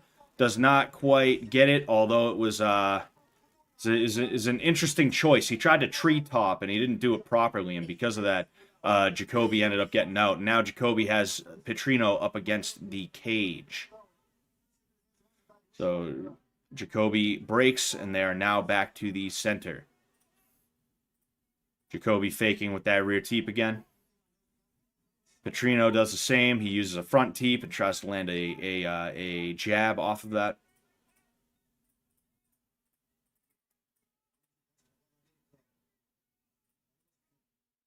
Ooh, there was a hook from Petrino that landed pretty square.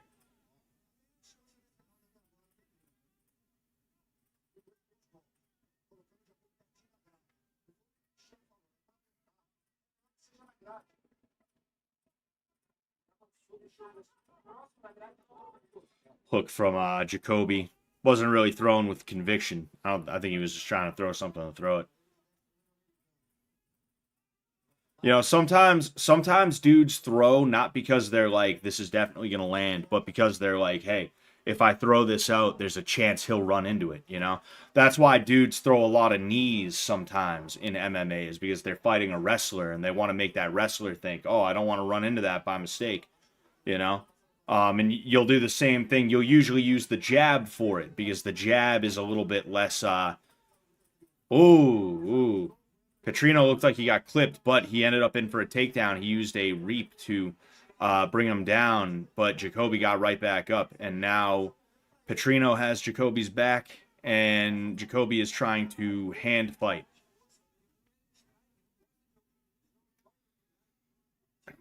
See, a lot, like, the way I learned how to break grips when you're standing is to go one hand to each side, one hand to each arm, and then walk your hips out, right? And it'll break the grip. I'm curious as to why people don't do that, you know? I learned that from a high-level wrestler, too. I was lucky enough to be coached by an Ohio State guy for a little while, you know, and I picked up a lot of good shit off of him. And, like, I feel like there's a lot of basic wrestling that's not used, and there's even a lot of basic jiu-jitsu that's not used, and that's a spot where it's just not really used like that. So we have a little bit under 2 minutes in this fight. This is the third round, I believe. No, no, that's round 3. That's round 3. This is round 3, ladies and gentlemen. So yeah, as of right now, I'd say Petrino's probably got this in the bag, you know. Jacobe has a little over a minute and a half to do something about that, though. We'll have to see if he can.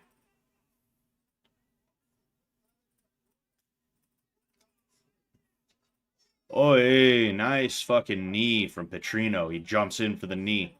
Jumps in for the switch knee. Oh, wow. That is exactly what I was talking about, ladies and gentlemen. A cross right up the middle from Jacobe puts Petrino out. Petrino was out. And that's the fight. That's the fight, you know? And that's what I was talking about with these high-level kickboxers, is you can't count them out for anything. Because a lot of the time they'll be making reads and they'll just be like they'll surprise you with something. They'll really fucking surprise you with something. That was a beautiful knockout. Oh jeez.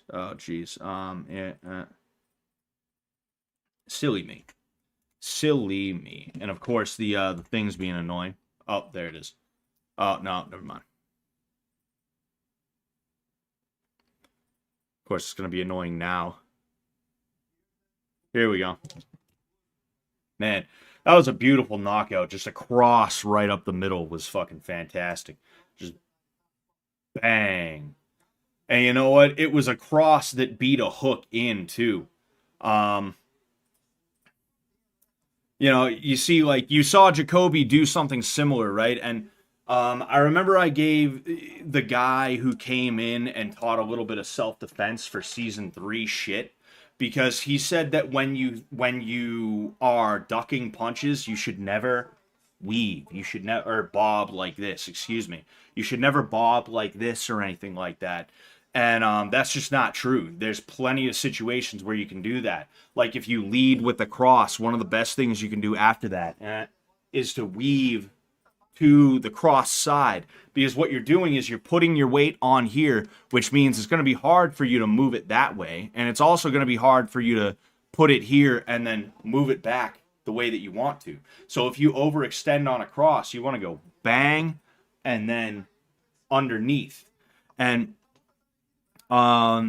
Jacobe did that a couple of times, right? It was a little bit more pronounced the first time I saw him do that in the match. But he ended up doing it again for that KO, you know, and that was just beautiful. That was just beautiful, you know. People aren't lucky enough to have good coaches. There's not many for MMA. There's not many good coaches in general. It's not even just an MMA thing, you know. A lot of people think coaching is just tell them how to do the move, and it's like, no, it's not at all, you know. Like being a good coach is imparting wisdom, and I don't mean that in some weird Eastern philosophical bullshit way. I'm not fucking spreading Confucianism. Yeah, you know, fucking I'm not I'm not like trying to imbibe or imbue my teachings with like philosophy or some shit like that. Um, it's spreading an understanding of what is being done and why it's being done that way and things like that, you know? And that's what makes me what I consider to be a good coach is that I'm not just teaching you, hey, here's a move. All right, get out of my face. It's here's a move. Here's why you do it here. Here's a couple of different things you can do off of it. And look out for this stuff because that'll happen, you know? Um, and it's there's just there's not a lot of good coaches out there, and they don't try to get good. They don't try to get good because, like I said, they think it's just do the move, you know, do the SSI, do the SSI, you know, as Sam says. Can you show us how to twerk? That's going to be on my OnlyFans. That's going to be the first. That's going to be the first one for my OnlyFans. I've never heard a coach tell someone that. LMAO. Yeah, you'd be very surprised what basic, fundamental or foundational techniques sometimes get like demonized by certain people. You know, um, like that's an issue that I had with the last guy that I learned Muay Thai from. Really cool guy. Really cool guy. I love the hell out of this dude, but we clashed in certain ways when it came to our striking.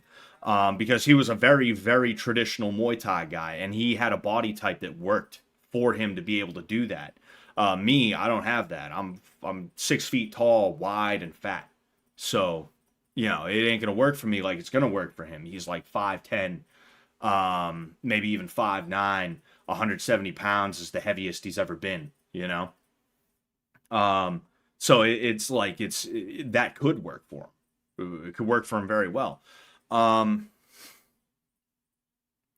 What was I gonna say? But yeah, like there's small things like that that you'll notice from people where like this guy said, hey, don't bob and weave, just go straight down and straight up, and it's like, okay, yeah, I guess, but it's tough to go straight down, stop, and then go straight back up. That's really tough for even smaller guys at times because it's just such a it's such an unnatural thing to have to start stop and then start stop and then start throwing.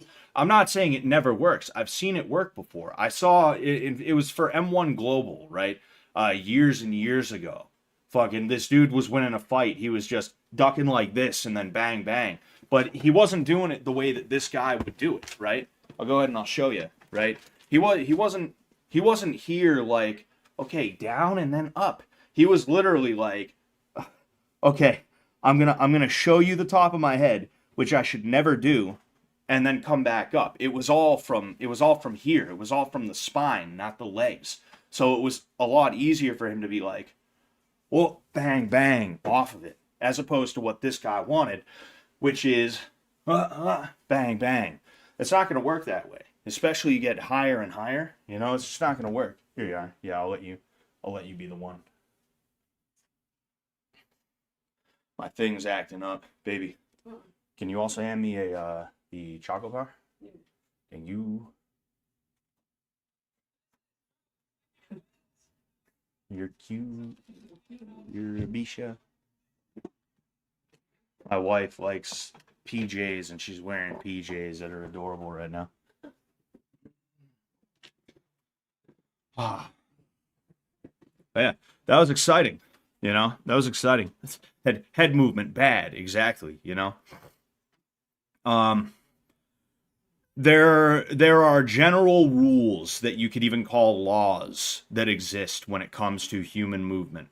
One of those laws is it is exponentially harder to move a stationary object than it is a mobile object, or it is infinitely harder, or exponentially harder to move yourself when you are stationary or sedentary as opposed to already in motion, right? And that's why, right, you never see dudes. That's why you never see dudes in Muay Thai just stand like this and move forward and move back. That's why in MMA you see a lot of dudes who, yeah, haha, yeah, That's why in boxing, dudes, they're always there's always a little bit of a flow, a little bit of a swagger, right? Me, I use a little bit of head movement and I use a lot of hand movement because what I prefer to do when I'm flowing nice and naturally, I like to have a jab that whips out at weird angles. I'll be here, right? If I happen to be here, bang. If I happen to be here, bang, right? It becomes more of like a slap, but it it works to keep you off balance, you know? If I end up down here, there. If I end up here, there, right? And then, of course, if I want to, I can throw a nice, powerful jab. And that hand movement helps me in that way, specifically because instead of being here, where you know whatever I'm going to do is going to start from here, I'm everywhere. So you don't know where I'm gonna decide to, to just like whip my hand out there and shit like that, right? You never know where I'm gonna decide to do that. But then in addition to that, it also makes it easier for me to just to just throw it out there at a moment's notice. We have Manel. I still don't, baby. This guy's like Angolan or something. Yeah, he speaks Portuguese, I'm pretty sure. How do you say his name? It's Kape. Gapi? Manuel Gapi? Yeah. Manel, star boy. Gapi. You should get one of those wall mount practice dummies and then put it where that poster would help demonstrations visually for us. Honestly, I'd do that if I could. I'm gonna do a workout stream on the Sooner side. Like I'm gonna do a workout stream pretty soon. I'm pretty close to being cleared by a doctor to be able to do all of the stuff that I used to be able to do. And I would rather be cleared by the doctor first before I start doing that type of stuff, just to be sure. But when that happens, I'm gonna do a workout stream where I hit the bag. And I'll do like 3 rounds, 4 rounds, 5, maybe even 6 rounds on the bag as a part of that workout. But it's not just going to be workout. It's also going to be circuits and stuff like that. It'll be circuits. So yeah, there'll be a workout stream on the Sooner side that I'll if you guys have any questions about how to do certain moves and stuff like that, I can show you as well. What does your wife, Letty, think of Mackenzie Dern's fake Brazilian accent? Hey, Letty. She looked like... What do you... You know how Mackenzie Dern fakes the Brazilian accent, right? Yeah. She stopped doing it recently, too. She's not doing the Brazilian accent anymore. She's just doing her Valley Girl accent. She started because she was born in I think Texas or California or something like that, and she was raised here, but her dad's Brazilian. And she went through a phase where she was like, I speak Portuguese at home and I identify as Brazilian, and eventually she went from talking like, oh my God, hey, to oh hey, how are you? Are you doing okay? Want to go get some churrasco? She was like that, yeah. Some picanha. My name is Mackenzie. Mackenzie Dunn. Juhan.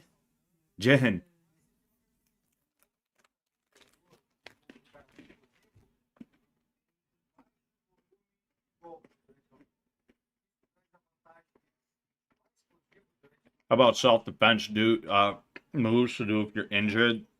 Some bad guys not going to care if you got a sprained ankle.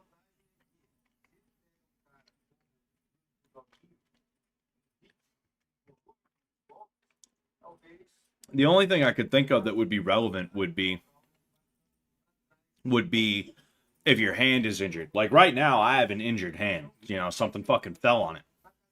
It's my fucking blender. It was on a high shelf and it fell off, and my hand was just like chilling there. I was turning around to get something and it went.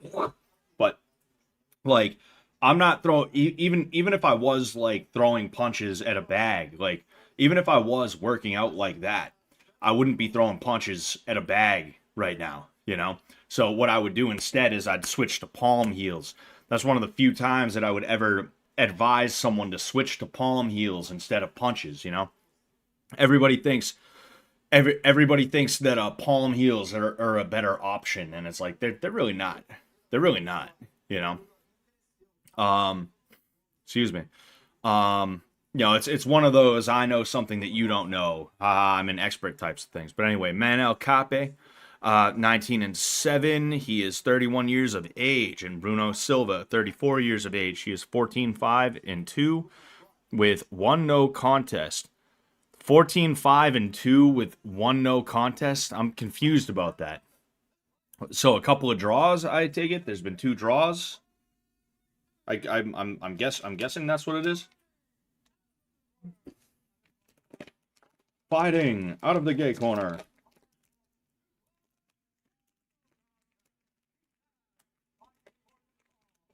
Yeah.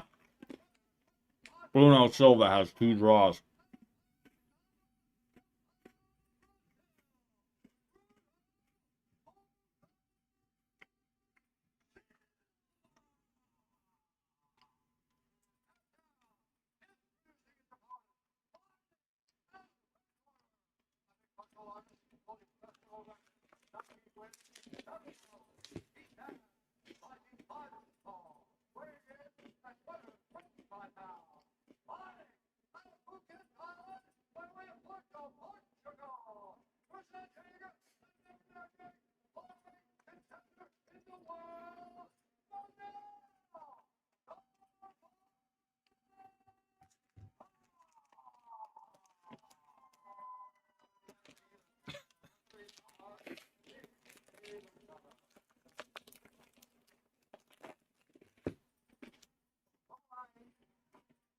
All right, look, I gotta make sure we got it.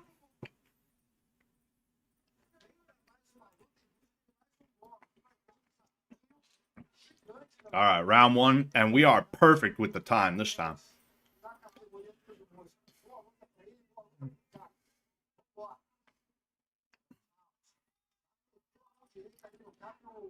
Silva moves in with a couple of punches. None of them really find their mark.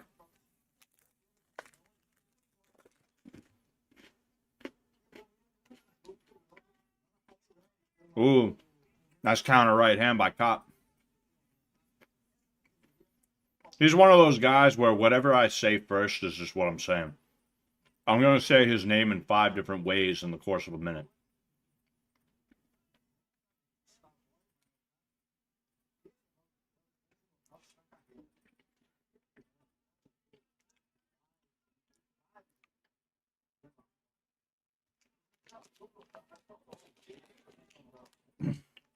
So Silva's leading with an overhand right, and he's got to be careful with that because he's already been countered once after some really wild shots.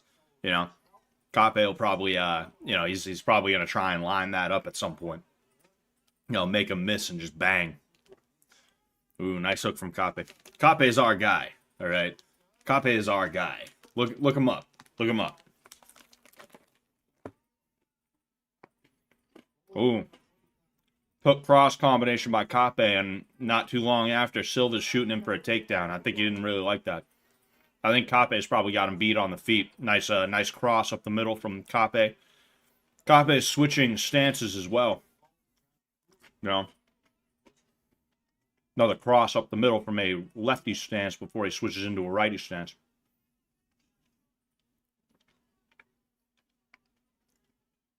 I think Cape feels a lot more comfortable on the feet. I think he feels like he's already got Silva figured out, and honestly, he kind of does. 2-piece combo from Silva, nothing really lands. If anything landed, it would have been the second punch up top, but didn't really land for effect. Cape returned.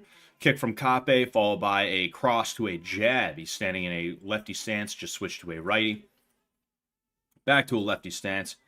And Silva initiates the clinch. He swam for the clinch. He threw a couple of short blows, short uppercuts. Ooh, nice cross from Silva. He landed a nice counter cross off of one of Cape's kicks from the lefty stance.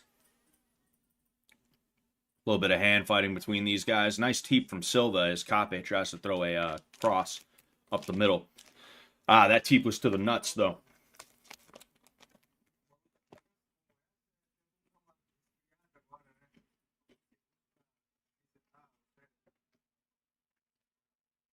Oh, yep. It's going to happen sometimes. Part of the game. Oh, yeah. Nice kick from Copy.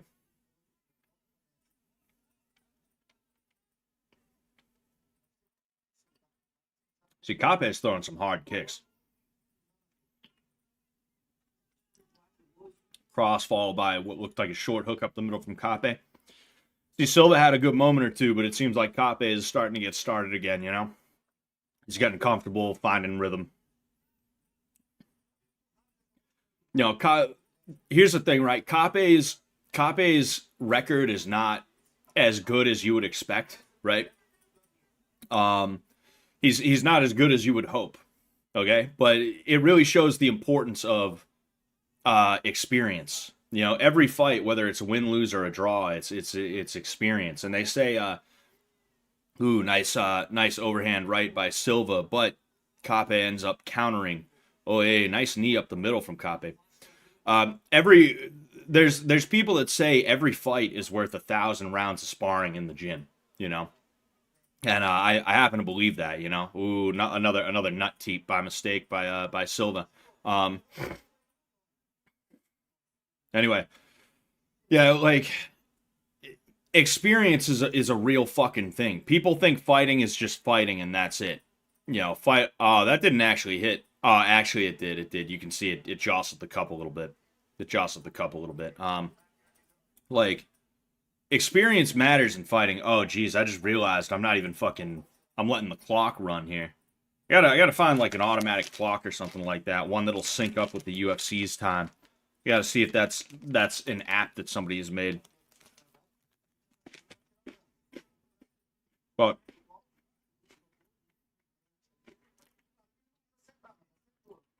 all right, we are back. Oh, hey, nice kick from Silva.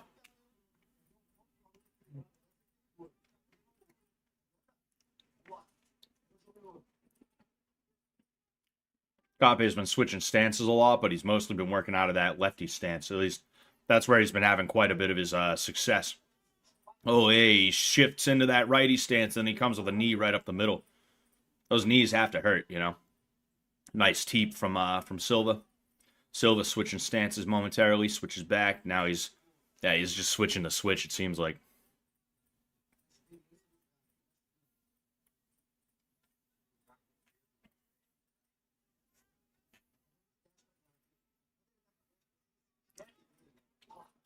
Hook cross combination by Cape, nothing really lands.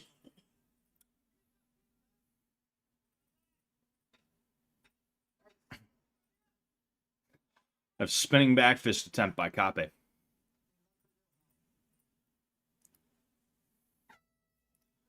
All right.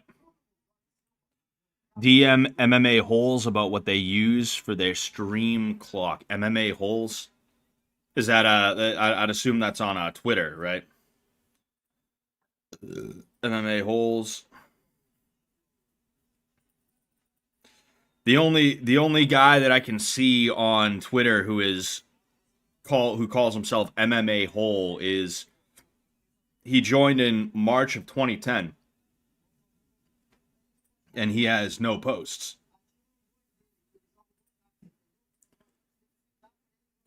Yeah, I don't know how I'd get in touch with him on YouTube, but I'll check him out. But yeah, experience matters, and a lot of people they get the wrong idea about fighting, where it's like you're the same fighter from the beginning to the end of your career, and that couldn't be further from the truth. You know, your entire fighting career, you're learning. You know, you're not just learning, but you're improving. You know, you're getting sharper. At least you should be. You know, every now and again, you get situations where somebody is not improving. They're getting worse and worse, and that is not a good situation to be in. When that happens, it's either time to hang up the gloves or you need a better coach. Or you need a better coach. Or if not a better coach, then a coach that is going to be a little bit better for you. It's going to line up with your goals and things like that, you know? But because of that, someone like Cape can have the record that he does, but he can still be so clean with it. He can still be so good, you know? The way this guy's fighting right now, it's like a high-level MMA fighter, you know?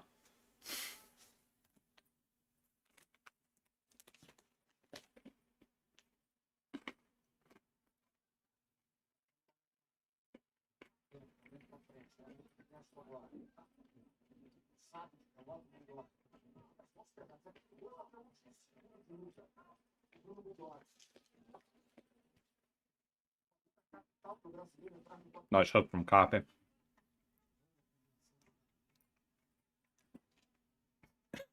Oh, hey. So there was a second ago, there was a teep from Silva, but it got countered. Cape is unloading now. Silva tries to counter, but it doesn't quite work. Oh, hey. Silva's been doing pretty good of countering the kicks, you know. Cape has actually stopped throwing as many kicks as he was. And there is another nut teep. Another nut teep. That is the third one. Oh, wait. That is the third one this fight. The third nut teep this fight. I'm wondering if they're going to take a point. I'm not saying they should. I'm just wondering because refs can do some dumb shit every now and again. And like it's pretty obvious, right? It's pretty obvious when it's a purposeful kick to the nuts. It's pretty fucking obvious, you know. Excuse me. And I mean I didn't even see the nut teep there. I looked down as the whatever it's called. You know, I didn't get to see. I didn't get to see, you know.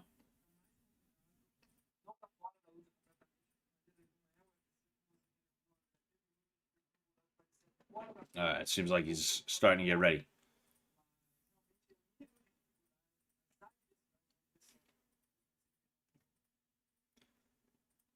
All right. Come here. Oh, they took the point. They took the point. See, fighting's crazy. You know, fighting's crazy. And it's tough to sit here and fault somebody in situations, you know? Because it's like you can't really tell guys to be careful of certain things, you know? You can tell them to be careful of eye pokes, but when it comes to nut teeps and stuff like that, it's like what are you gonna do? Tell them to not throw the teep? Like obviously that's not what's gonna happen. They're gonna say just get it up, keep it up, keep it up, keep it away from the dick. And it's like yeah, but sometimes you mean to throw at the solar plexus. Sometimes you're aiming for the solar plexus, but he steps in and weird shit just happens. Boy, was that fucking weird. Fucking Silva goes for a spinning back fist and he basically overspun and he got pieced up. It's kind of funny to see, actually. Teep up the middle from Silva. Didn't land. Kick from Cape. And then, oh, yeah, Cape's piecing him up right now.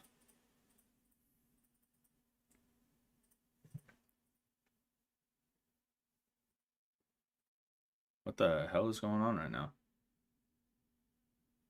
Oh, man. Baby. The app's being weird. Don't worry. Don't worry. We're on our way back. We're on our way back. It's like weird. It's like fast forwarding almost right now. I don't know what's going on.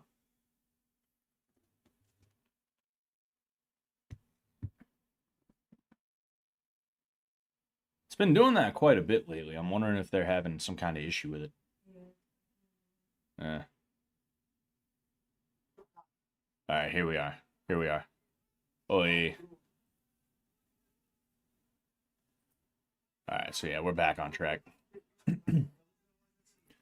So yeah, I mean, I think it's pretty clear that Cape is winning. I mean, even if he wasn't winning this round, which he was, you know there was a point taken away. So now it's going to be a 10-8 round. It's not going to be a 10-9 round.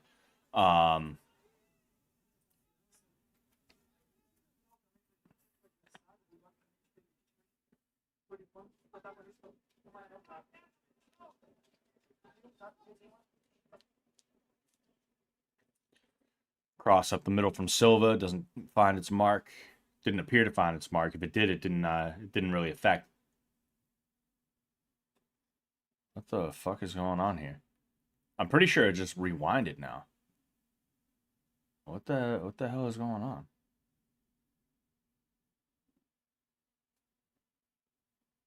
This is the most anime fight I've ever seen. Exactly. There's emotion. You know, there's emotion, there's drama. Two guys leaving it all out there.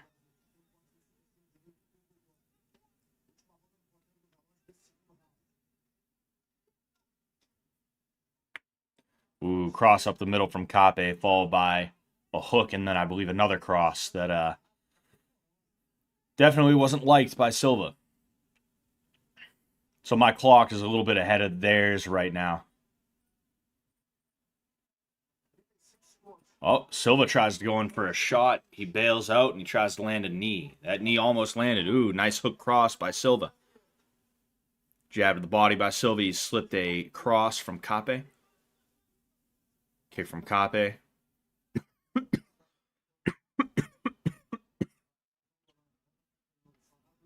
Stomp kick from Cape. Kind of like a side kick.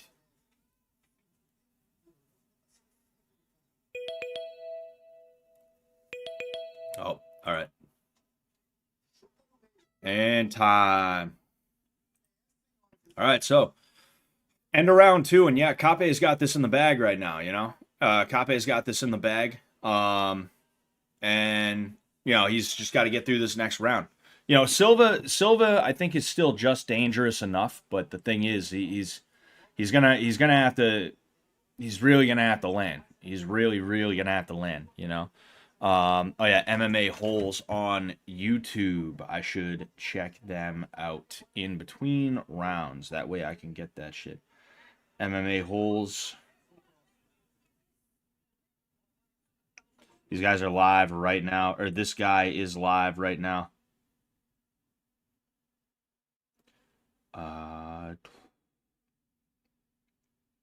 Oh, okay, all right. So yeah, he does have a Twitter. It's the MMA holes.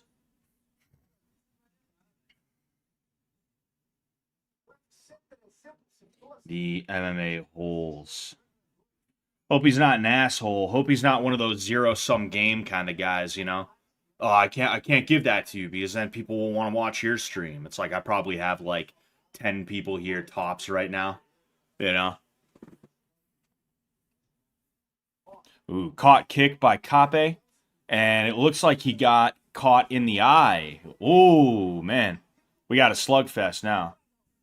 Yeah, we got ourselves a slugfest. It looks like Cape got maybe poked in the eye and he tried to stop the fight for a second, but the ref didn't, you know. Which that's the ref's fault if he got poked in the eye and they didn't stop the fight, you know. That's the ref's fault, you know. That was a nice redirection from Cape. Silva seemed like he was trying to go in for a takedown. He changed levels and he moved forward. And you see he caught Cape and then he pushed him off to the side.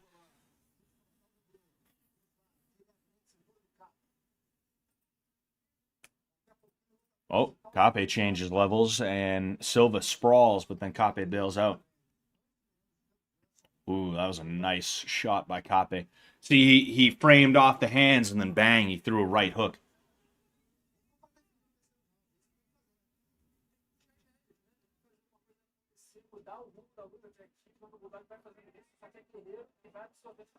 Cape piecing Silva up.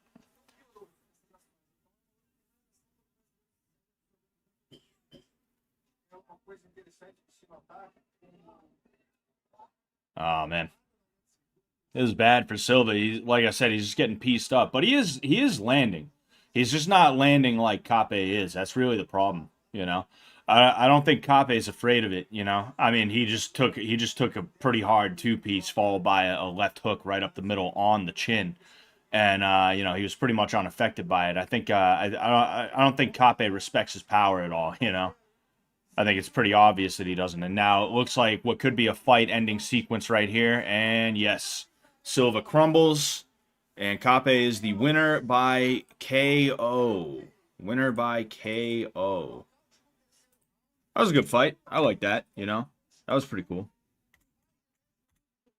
Oh, I keep putting 4 by mistake.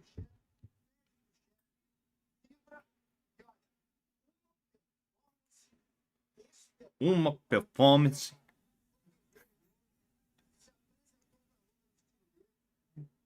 He's talking to Dana. He's talking to Dana, and Dana just kind of seems like he's like, what does this guy want? What does this fucking guy want?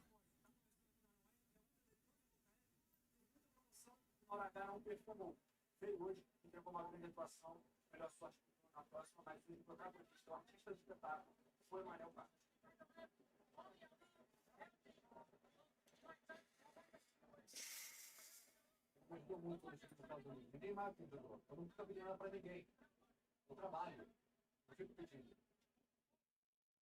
Aproveita o momento e eu vou. Daqui 5 minutos eu falo com você. Aproveita aí, aproveita. So I'm hitting up the dude right now.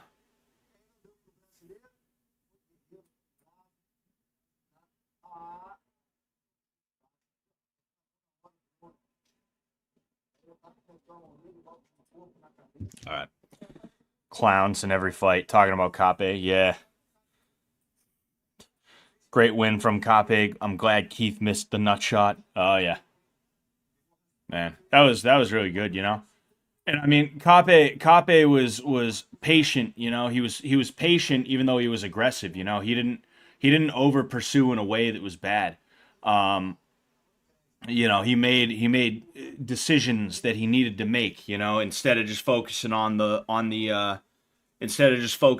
head. He saw the body was open, so he went bang bang, you know, and that's really good. That's really good for him.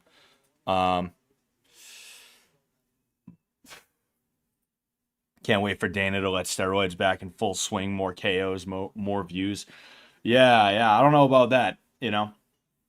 If you want to be a performance, if you want to be a sporting league at that level, you have to have some kind of banned substance testing. You have to have that, you know.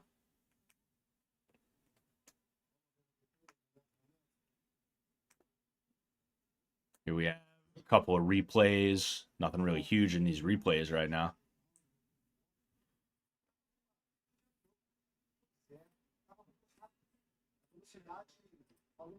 Yeah, nothing huge in these replays right now. They're just kind of showing us near misses and defended shots. I don't know why they would make these the highlights.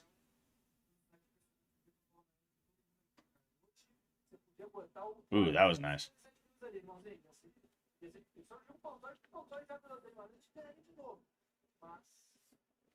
I don't know what they're waiting to. I don't know what they're waiting for.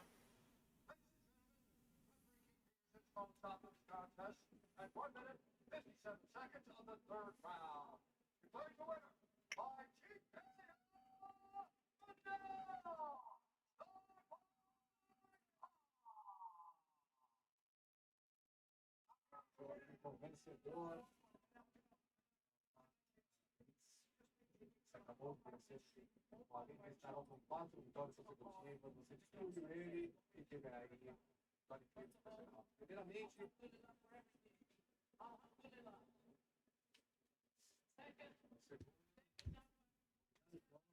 são incríveis. São incríveis de representar o mundo. I want to see if he says the F slur again. And two, they've.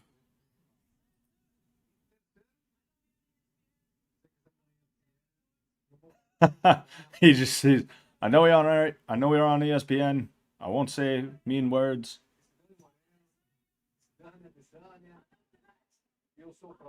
What do you say? Oh, he says the next two. Oh. I thought he said Fode Adesanya or some shit like that. Yeah. Fode Adesanya. Would that be fuck Adesanya if he said that? Or would that be incorrect? Well, if he said that, would that be the correct way to say fuck Adesanya or no? I thought he said Fode Adesanya. Oh no, it would be for this. Maybe he said Fodase and then, you know. something else. I don't know. I don't know. No, on ESPN. I will not say anything bad.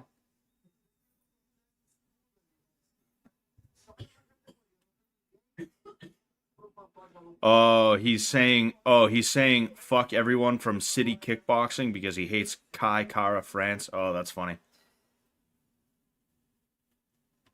I'm all for steroids in sports, even if they have to have their own category. Let's see how far science can take the human body. Yeah, I guess, you know. I don't think about it like that.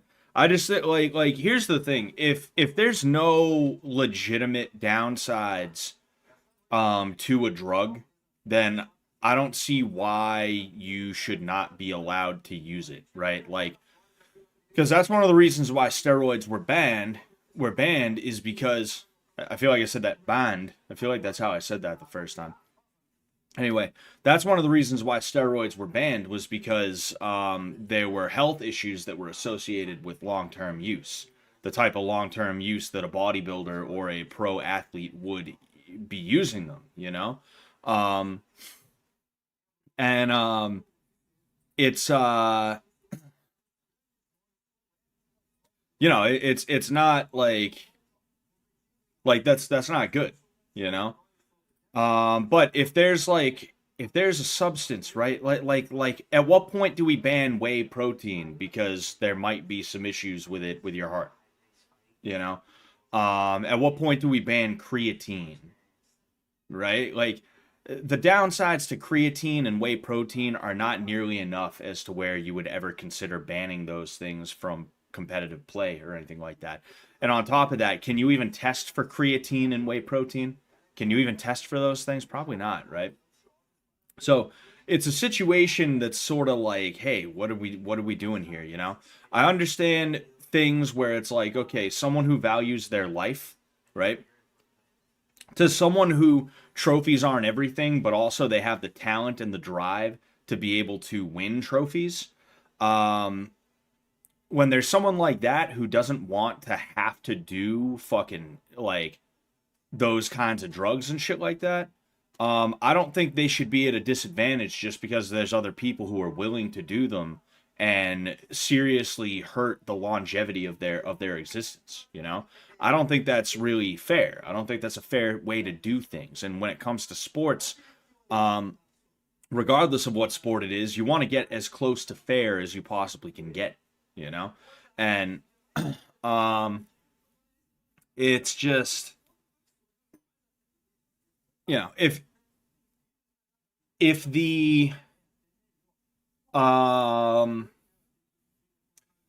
factor that if the factor that makes it so that somebody is not going to want to do that drug, if the factor that makes it so someone's not going to do it is that there is some serious harm that could come to that person with prolonged use, then yeah, I don't agree that it should be legal. But if it's a situation where it's like, hey, there's no real downsides outside of some shit where it's like, you know, again, it's like creatine. People have complications with creatine, but how often does that happen as to where you're like, we need to ban that, you know, like, no, fuck it, right? If it's more if it's more along the lines of that, then all right, yeah, fuck it. Let's see it. Let's see it, you know? Exactly, ban caffeine. Ban caffeine. Ban pre-workout. There's long-term side effects in any sport without steroids.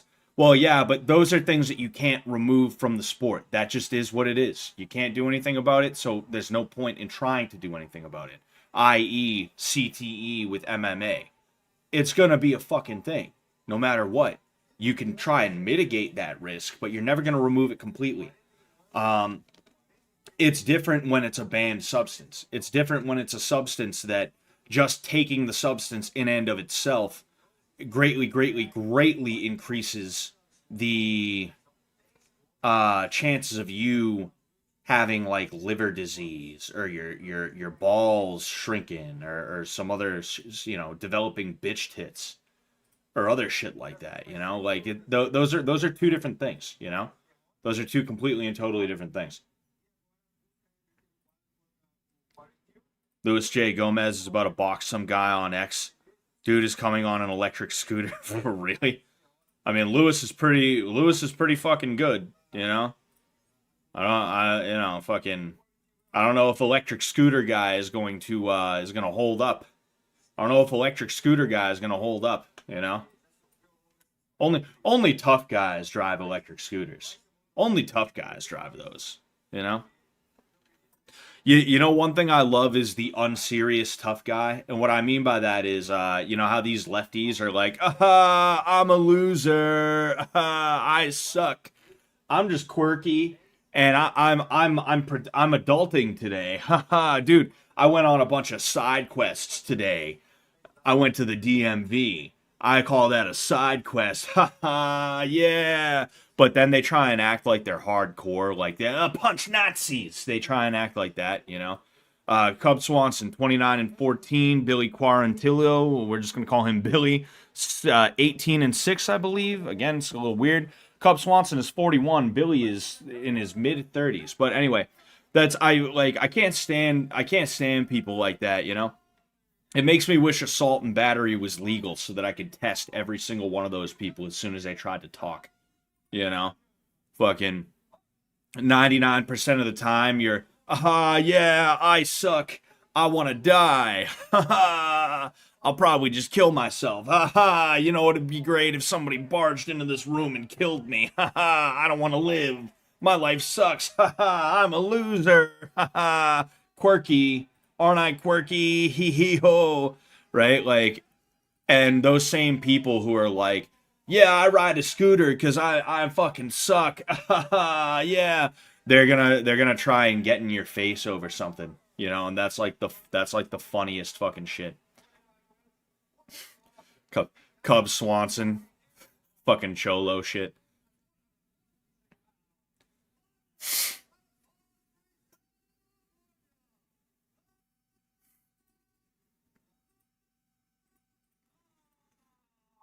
Hassan Piker may be the worst human on the internet. Yeah, oh yeah.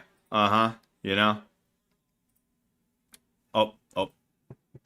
We're coming up. But yeah, those dudes are the fucking worst, you know? And it's because they want to believe that they can be like everything. You know, they want to believe that they can uh-oh. All right. They want to believe they can be both things. They can be a loser, but also you're going to respect them and fear them. And it's like, nah. That's some Facebook boomer like boomer millennial, boom millennial type shit, you know? Boomerlennial. That's what they should call us, is fucking boomerlennials, because that's what we are, is just very young baby boomers, and it fucking sucks. I can't stand. I was born in the wrong generation, man. I should have been born a Zoomer. I should have been born Gen Alpha is when I should have been. But anyway, we got what I think might actually be a pretty good fight on our hands. So I'll go back to harping after. I'll go back to harping on that in between rounds. We have a stomp kick to the lead leg by Swanson. Cross up the middle by Swanson. Faking. Ooh, leg kick followed by a punch that seemed to slightly land, and then a head kick that did not by Swanson. Jab cross by Billy. It is stopped by Swanson with a teep, though. Leg kick by Billy, partially connected, looked like. Mostly missed. You know, Cub Swanson, I don't know too much about him. I haven't really seen him fight, but from what I've seen said about him and from what I've seen from highlights, he is a pretty exciting fighter. Cross up the middle from Swanson, followed by another when he ends up closing the distance.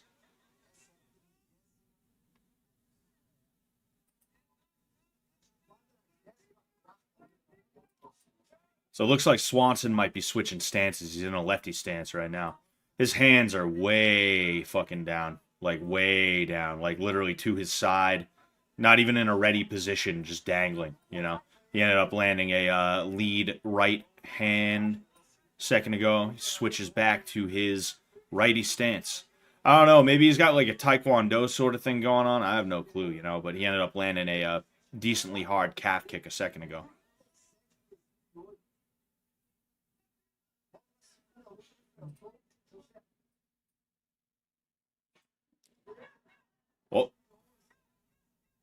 Swanson slightly off balance. Ooh. Tagged Billy with a left hook. Looks like they both tagged each other with something a second ago. Jab to the body from Swanson. Billy shows a knee, probably to try and dissuade the level change. Swanson leads with a right hand. Leads with a right uppercut right after. Another right hand to a left hand to a head kick that did not quite connect. And then he landed what looked like a right hook behind the ear. Talking about Swanson. Leg kick by Swanson lands, and he gets jabbed up a couple of times by Billy. Billy throws a rear teep. I don't know if it landed or not. Another rear teep, by Billy did not land, and he ends up landing in a lefty stance. Cub Swanson also in a lefty stance. He now single shifts back to a righty to avoid a kick. Kick from Swanson.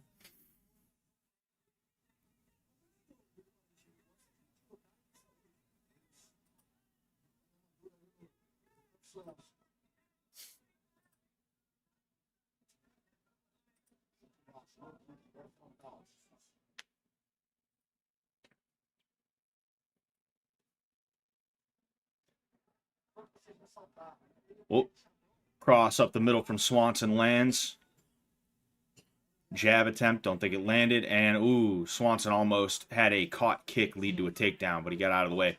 Ooh, so Swanson's leading with his cross and then throwing a jab right after. It's funny to see. He's done that a couple of times now.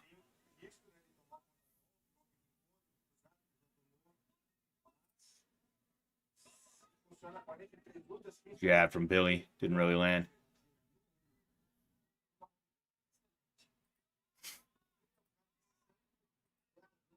Check kick from Billy. Oh, trading shots right now. Looks like Cub Swanson got tagged up. He might have a mark over his left eye. I could be wrong about that, though. It might have just been weird lighting.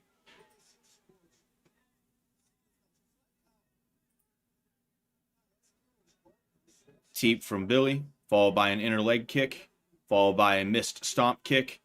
Both trading right now, trading back and forth. Ooh, Cub Swanson gets caught behind the ear. You could tell that kind of wobbled him a little bit, but, you know, he's hiding it pretty well. Ooh. Wow, Billy goes in for a knee, and he ends up getting hit by a wild left hook, and it knocks him on his knees, but he turns that into a takedown attempt, which works. And Cub Swanson is in for a Kimura, but he lets it go, and he stands back up, and that is the end of round numero uno. That was a pretty good round. You know, these guys are throwing at each other. That was good. That was good, you know. It was funny to see Hassan back down from boxing Sam. Oh yeah, of course, you know, because they're bullies at the end of the day. That's what. Not to sit here and be like leftists, left wingers. They're bullies. They're bullies, you know. But it's not even like they're jock bullies. They're like mean girl type bullies, you know. And the only time they're ever gonna step to somebody physically is when they feel like they can dominate them in some way, shape, or form, you know. And that's why you have Hassan. He'll gladly throw liquid in somebody's face if they're 5'9". You know, Hassan's like 6'5". The other guy's 5'9". He's like, here, you look thirsty. Have a drink. Ha ha, gotcha, bitch. You know, he wouldn't do that to somebody who looks scary, let alone somebody who he knows can fight. All they have to do is look scary. They just have to look like they're more trouble than they're worth, and he's out of there. He's like, no. I don't want to give him the time of day. He's not worth it. He's not worth it. Anyway. But yeah, it's lefties have this weird, ooh, nice low kick from Cub Swanson there. Dislodged Billy a little bit, and then he landed a kick or two. But yeah, leftists have this weird movie-like belief about themselves because, you know, they watch a lot of movies and they use them to escape, but not escape insofar as like, oh, hey, I just want to burn a few hours and have a good time.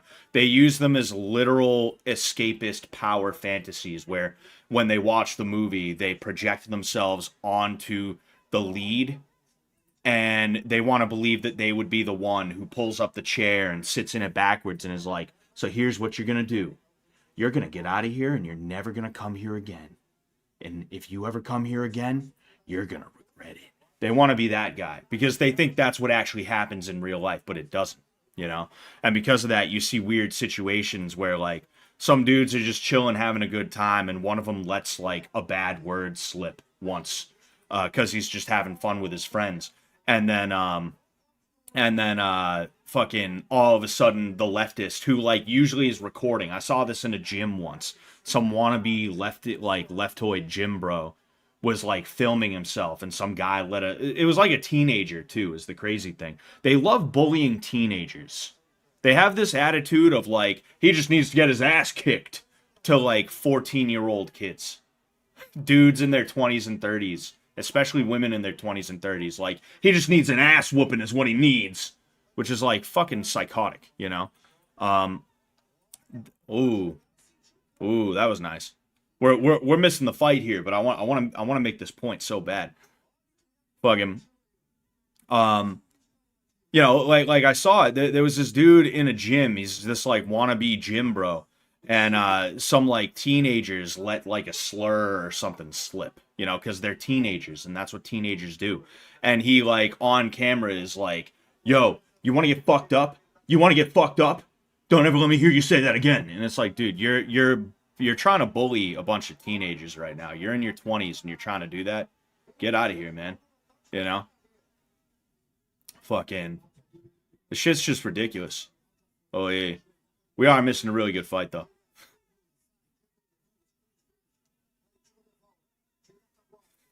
So it seems like, I mean, Swanson's holding on, but it seems like Billy's getting a little bit more comfortable and he's starting to land a little bit more at will, you know?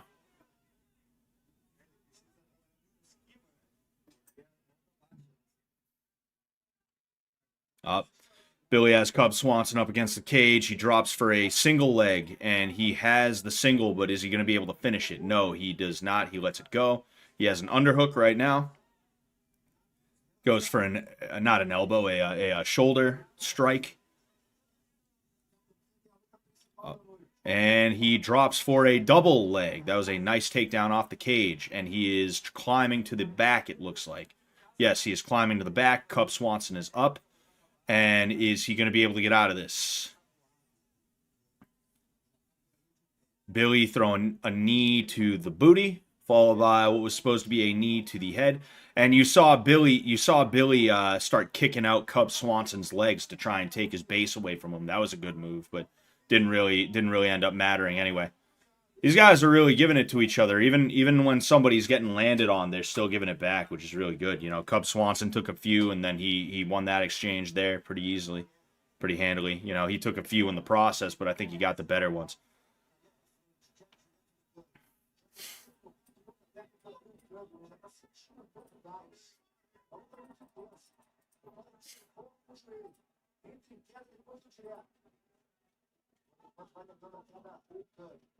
Oh, huh. Oh, shit.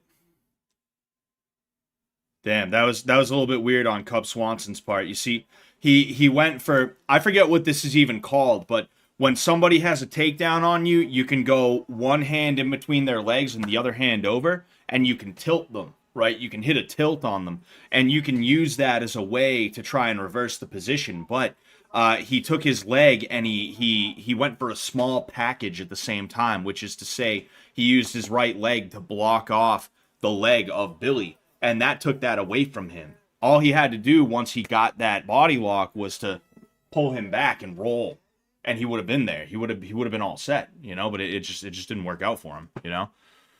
Oh well, what you gonna do? Anyway, so that is the end of round 2. The end of round 2, sir. You know. I genuinely believe Hassan would lose a fight to the average man, a 5'10" average build, no fight experience guy. Hassan looks so ungainly when he moves, he might knock himself out. Yeah, you know, Hassan looks awkward. He looks like an awkward guy. He looks like his movements are awkward. He's not athletic, you know. Turkey, don't get me wrong, they have an athletic culture to a degree, you know. But they don't have the athletic culture that we have in America. I guarantee you Hassan was like, because Hassan is like proven to be a rich boy. Hassan is provably a rich boy. He probably just fucking hung out wherever he was in Turkey his whole life, getting fed fucking chicken nuggets by his mommy. And then he came to America, and because he isn't even that good looking, but because he's just good looking enough. He's just good looking enough. He's good looking for a leftist, I guess you could say, right? He's good looking compared to all the other dysgenic wannabe male feminists and BLM supporters and all those other people, right? Because of that, he was able to make a career for himself, in addition to the fact that he's a Nepo baby, right? Yeah, it's just the truth about him. Just the truth about him. But yeah, it wouldn't surprise me. It wouldn't surprise me. You know, you take an athletic dude who's 5'10", 5'11", even 6 feet, and you put him up against someone like Hassan, who probably doesn't have any idea how to actually utilize his body. Yeah, it might work out. You know, somebody said, baby, the thing, bro, this is a dog fight. Yeah, I'm not so sure Bert could outbox a Bob. Oh, a Bob like the punching bag Bob. Yeah, it wouldn't surprise me. Wouldn't surprise me. Uh-oh, is it being annoying? Uh-oh. Uh-oh. Oh man. Damn, I might have to go through other means. We're missing the last round of this fight too. That's the thing that sucks about it the most. What you gonna do though? What you gonna do? Sorry guys, I'm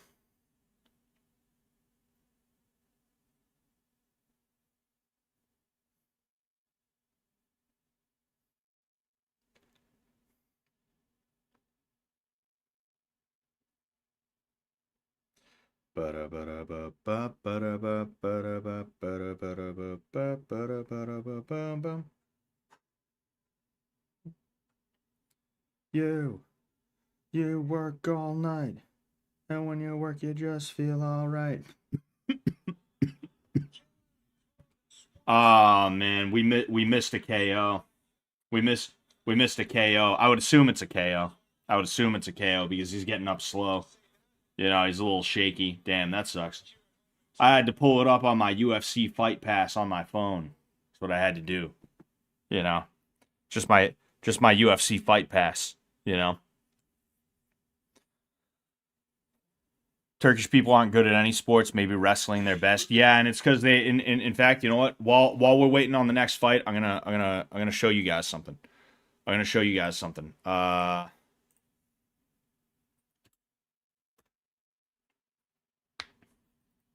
Oh man. Damn, a nice two-piece, a lead hook followed by a cross. That is beautiful. That is beautiful.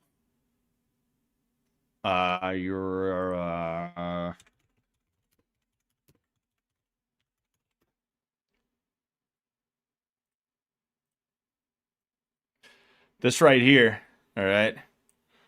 This right here is called Turkish oil wrestling, all right?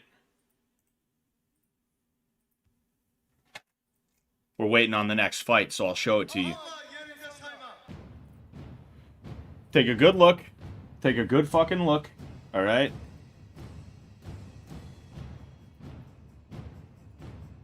I believe this is the national sport of Turkey as well, right? Yo.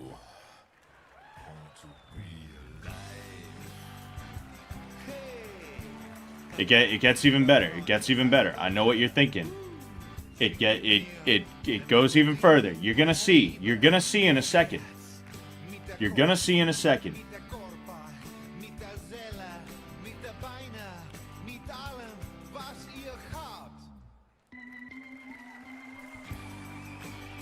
I know it's coming. I know it's coming. Uh-huh. Uh-huh. You're seeing that. You're seeing that, right? There's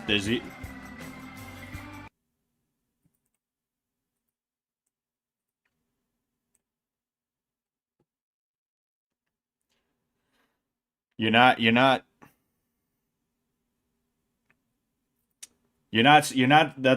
seeing, your eyes are not deceiving you, ladies and gentlemen. That's really what's going on right now. And no, it's not against the rules. This is not. You see? Mm-hmm. Here. Enhance. Zoom. Enhance. Now look, people make jokes about wrestling. They make jokes about jiu-jitsu. All right? I get it. It's fun to mess around. Fun to joke. Haha. All right? There's certain lines that don't get crossed in what I do, though. And what these guys do, they cross that line. They 100% cross that line. Oh, he's fucking double fisting.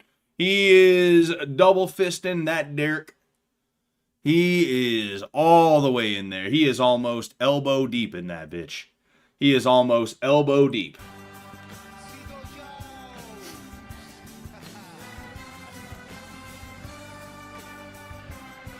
Mm-hmm.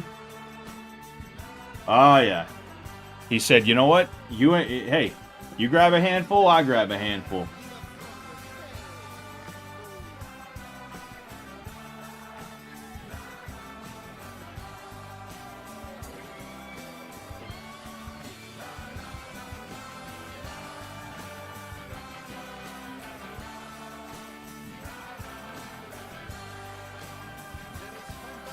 Oh, fuck, dude. Look at it. Oh, man. Oh, man. Man, oh, man. Oh, man. Man, oh, man. Oh, man. Oh, man. But I think you guys get the point. I think you guys get the point by now. All right? I think by now you guys get it. All right? I'll leave it at that. Don't you guys worry. But anyway, up next we got Colby Covington versus Joaquin Buckley. All right? We are we're going to go ahead. Hopefully my Brazilian app, the one that works better, will be hopefully that's going to be all good. But if not, I have the other one. I have my ESPN Fight Pass, the one that I don't like because it's annoying like that sometimes. All right, so that's working fine for now, so I guess that's good. I guess that's a good thing. Was working good. It's frozen up again, but at least there's sounds. So that means it's going to unfreeze at some point. I might have to move to Turkey with Bert. Dude, I bet Bert would love Turkey, man. I bet Bert would absolutely love the fuck out of Turkey. The cock grab. More sus than nude Greek wrestling. Exactly. At least with nude Greek wrestling, you shoot in for the high crotch, you accidentally get a handful by mistake, and you're like, oh, fuck, my bad, dude. Shit, I didn't mean that. Here, you have to literally be like, nah, I'm reaching right in. We going right in for that shit. And that is just like, holy fuck. Holy fuck. No thank you. No thank you, sir. Charles Oliveira riding on his baby. Charles Oliveira is riding on the car that he was able to afford in Brazil. Yeah, his horse and carriage. Oh. Yeah. Brazil is poor. You guys are poor. We're rich and you're poor.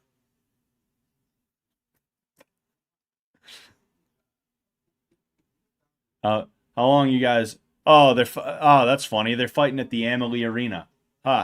Interesting. And I bet they sold out too. That must mean that they're going to be doing a really good job. They're doing a really good job tonight because they sold out the Amalie Arena.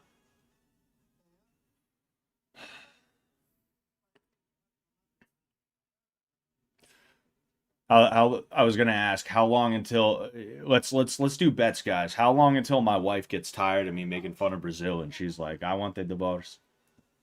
I want a divorce. Who won the Colby fight? We're still waiting now. This gaming fight's coming up soon. My friend. Illegal streams being ahead of legal streams is crazy. Yes, indeed, it is.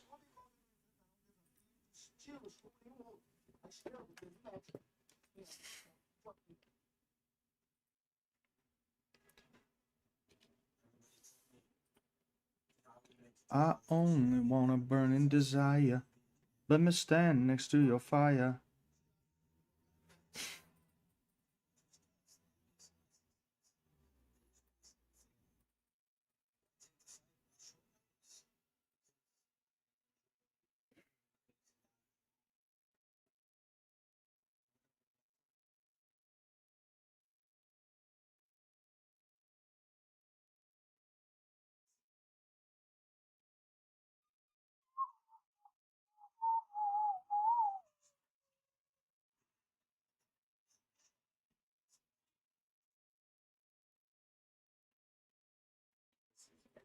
Kamaru Usman is in the Kamaru Usman is in the stands tonight. I'm wondering what he's gonna pull if Colby does win.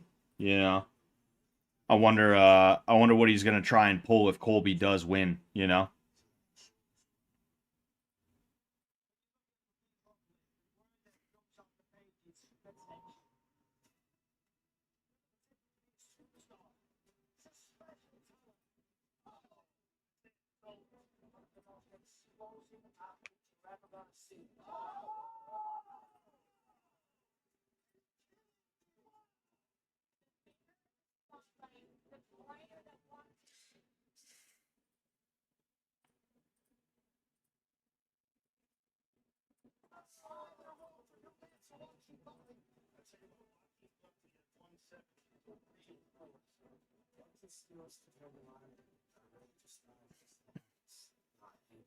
So I'm just waiting to see.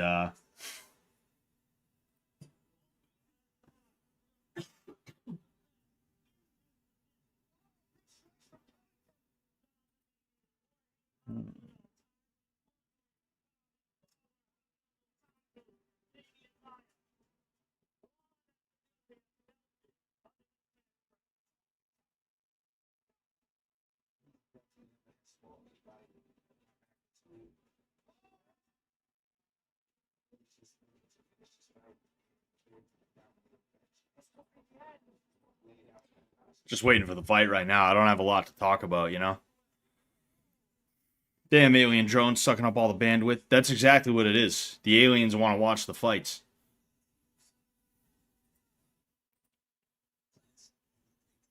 First time hearing Big X the plug for a walkout.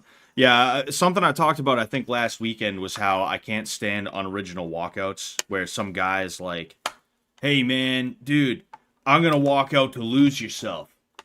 You know? Because that's like, when I walk out, I want people to know that that's how I feel.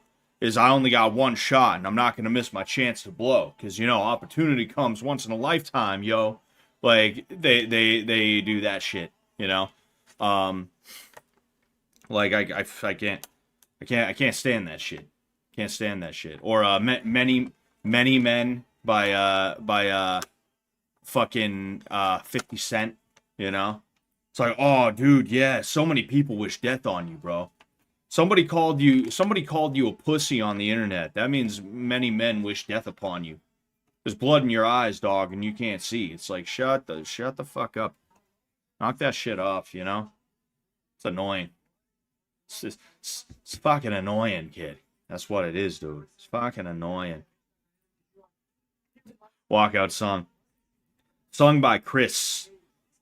Sung by Chris, you know? I have a Chris there walking out.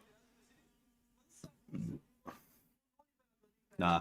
It's like I said, like if tomorrow I decided, you know what, I'm gonna do a UFC run. I go pro. I'm gonna fight a bunch of dudes. You know, quick turnaround, like month after month. Just keep on fighting fucking bums, and then the UFC will put me on Dana White's Contender Series. And then if I win that, like if I was to have a UFC run, like my walkout song would depend on where I'm fighting. You know, like if they had me in fucking Brazil, I'd do Brazilian music. Just because, like, why not? There's a lot of good Brazilian music that pumps you up, but then also, like, why would I not want the crowd on my side? The only way that would not work is if I'm fighting a Brazilian, you know? Then it's like, oh, all right, well, they're gonna hate me no matter what. But if it, like, baby, if I fought in Brazil and I walked out to, like, Tamina Mandrake, right? You think the crowd would be like, oh, this gringo is okay. This one is okay. You think they'd like me a little bit better? Yeah, I think so. Yeah. They'd probably be like, oh, he likes a Pedrino. Yeah, MC Pedrino. I think Fucking so. yeah, like they'd probably be like, oh, that's cool. And like, why wouldn't you want that? Baby, I'm gonna pull a Mackenzie Dern and I'm just gonna start just constant. Just like, hey, hello, baby. How are you today? I love you so much. You're my best friend. Yeah, it's gonna be great. That'd be the final straw. After 6 hours of that, she'd be Googling divorce attorney.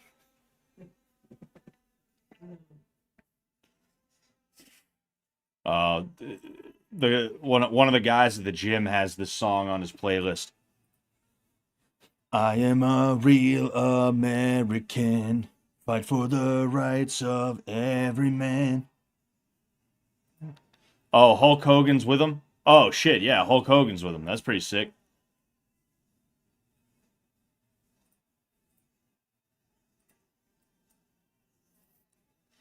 I am a real Brazilian. We are too poor to afford cars.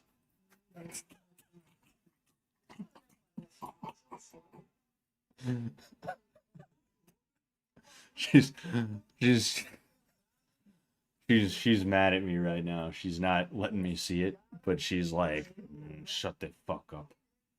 You're annoying. Yeah, that is pretty cool, having Hulk Hogan walk out with you. That's pretty sick. One thing. Oh, that was pretty. That was a good way to do it. That was a good way to do it. Fucking like cool walkouts used to be a staple of and Chael Sonnen's with him too. Oh, Chael's in his corner. Chael Sonnen's in Colby's corner. That's pretty cool too. We have the good guy and the bad guy. But what was I gonna say? Oh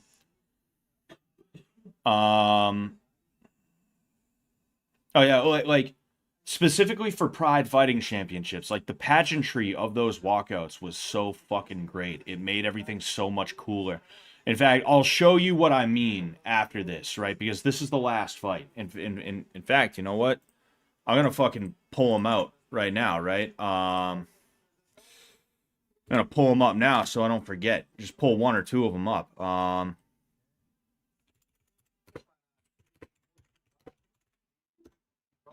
Right? You had dudes like Jason Miller and shit like that, but like even dudes who weren't like, hey, let's do a big like, fucking thing.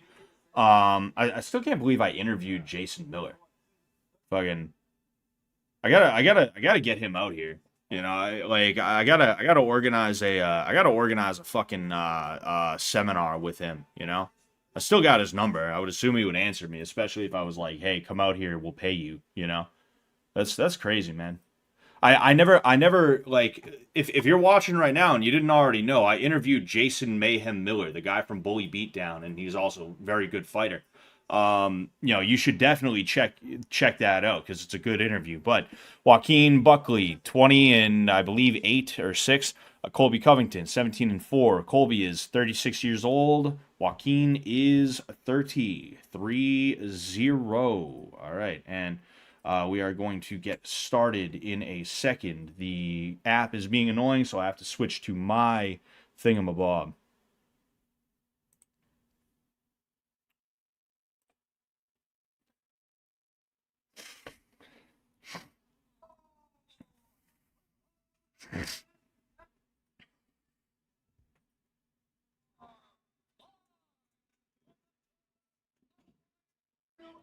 Oh, yeah, they sold out the Amalie Arena. That means this was a successful card.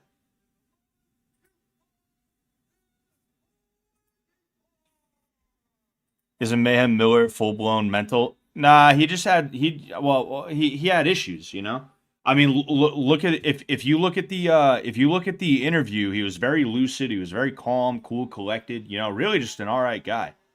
You know, I won't lie. I was a little bit like, what the fuck is this guy's problem at first? Because when I first hit him up to get the interview, he was kind of, he kind of big leagued me a little bit. But I think he realized with the interview that I'm not some weirdo who's just trying to be like, aha, dude, you're Jason Mayhem Miller, you're cuckoo, haha, yeah. I think he realized that. I think he probably was like, oh, this guy is actually interested in me and he looks up to me, so maybe I should not treat him like he's an asshole, you know? I don't think I would have got his phone number if fucking he was if he thought I was weird like that, you know. But no, he's a pretty cool guy. You know, he's a pretty cool guy.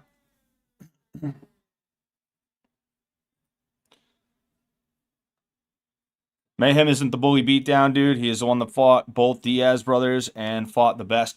Well, yeah, but I mean, the thing is, people mostly know him from Bully Beatdown, which, like, yeah, is kind of a travesty because he fought like a who's who of opponents back then. He fought GSP. He fought Jake Shields, the Diaz brothers.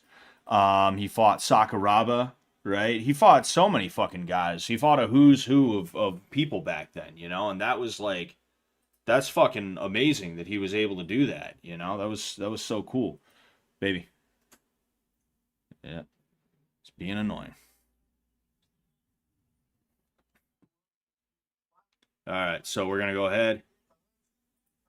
Gonna try and get this. Gonna try and get this clock going.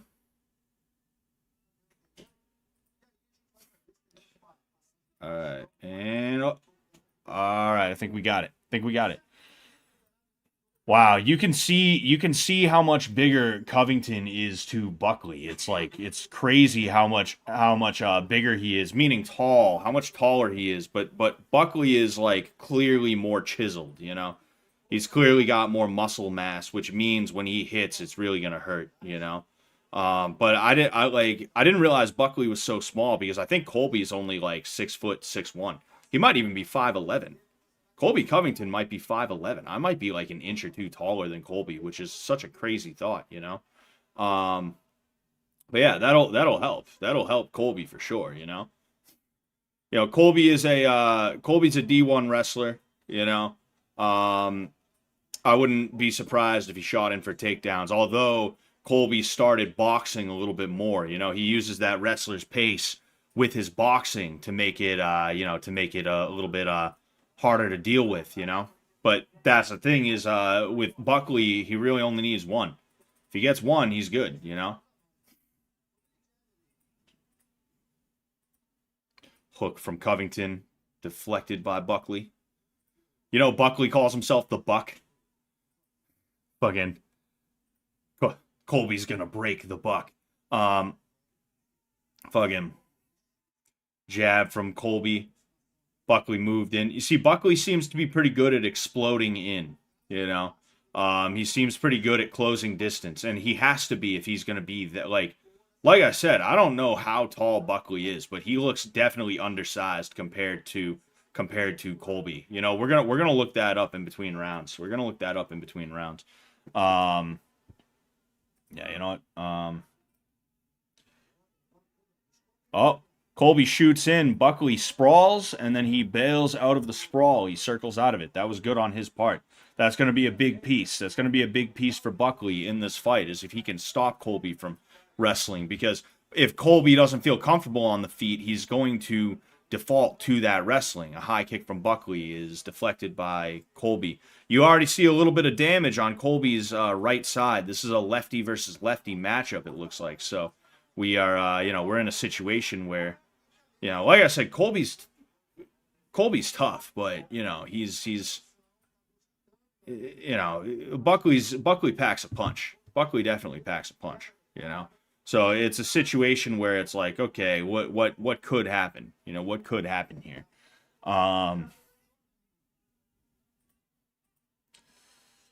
Yeah, Buckley is only 5'9". Wow, that is really undersized for welterweight. The average at welterweight when I first started, Buckley got hit. He didn't really like it. He tried to move away. You know, Colby chased him down, but he didn't really land anything. Colby leading with a cross. See, Colby, what I'm afraid of Colby doing is fighting as though he's fighting a righty, you know? You got to be careful trying to fight somebody like if you're a lefty and you're facing off against a lefty, you can't fight him like you're fighting a righty still, you know? You got to kind of be able to default to what you would typically do. So it looked like Colby tried to fake a level change, maybe even a shot, and then he came up with a high kick that was deflected. You know, and I think that's probably part of the reason why Colby is, you know, he's a little marked up on his right side is because he might not be used to power coming from that side, you know? Because typically, if somebody's facing off against a righty, the power is going to be coming from this side, not that side, you know? Ooh, Colby ends up on the inside. He's got Buckley up against the fence, and he is trying to dig for a takedown. I don't think he's going to be able to get it right away. He could switch to a single leg, and I think he'd get that pretty well. He could switch to a single leg on either side, which he switched to the single leg, and he just could not quite get it. Buckley got the whizzer in, but he's trying to chain wrestle. He switched back to a double leg takedown, but Buckley was able to drive him off the fence and sprawl and then bail out.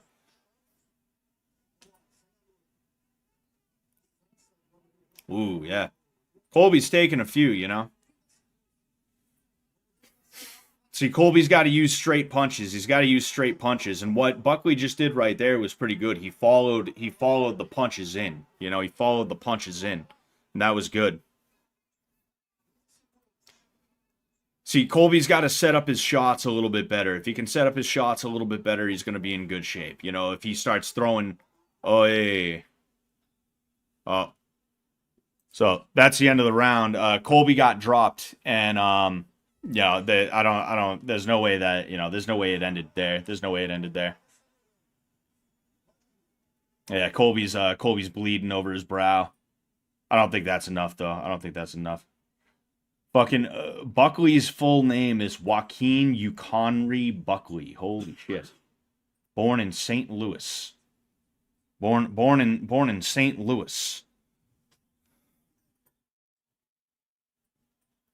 Yeah, you see, I don't think shooting in off of Buckley's punches is going to be a good idea because he's not really overextending on his punches very much. You know, because of that, he's not going to be that easy to take down. I think Colby is going to have to make sure he's. Oh, he didn't even get hit. He just sort of fell over, you know. But as I was saying, oh, excuse me. When it comes to Colby, oh, I got to get ready. When it comes to Colby, I think he has to set up his shots with punches a little bit more. You know, if he sets up the shots with punches, he's going to be in good shape, you know. It's tough. Even when you're training for it, it can be tough to stop a takedown when somebody's throwing a punch at you, you know? Because it's like, on one hand, yeah, maybe the punch is just designed to stop you from defending the takedown, but how do you know that until after? It's tough. It's tough, you know.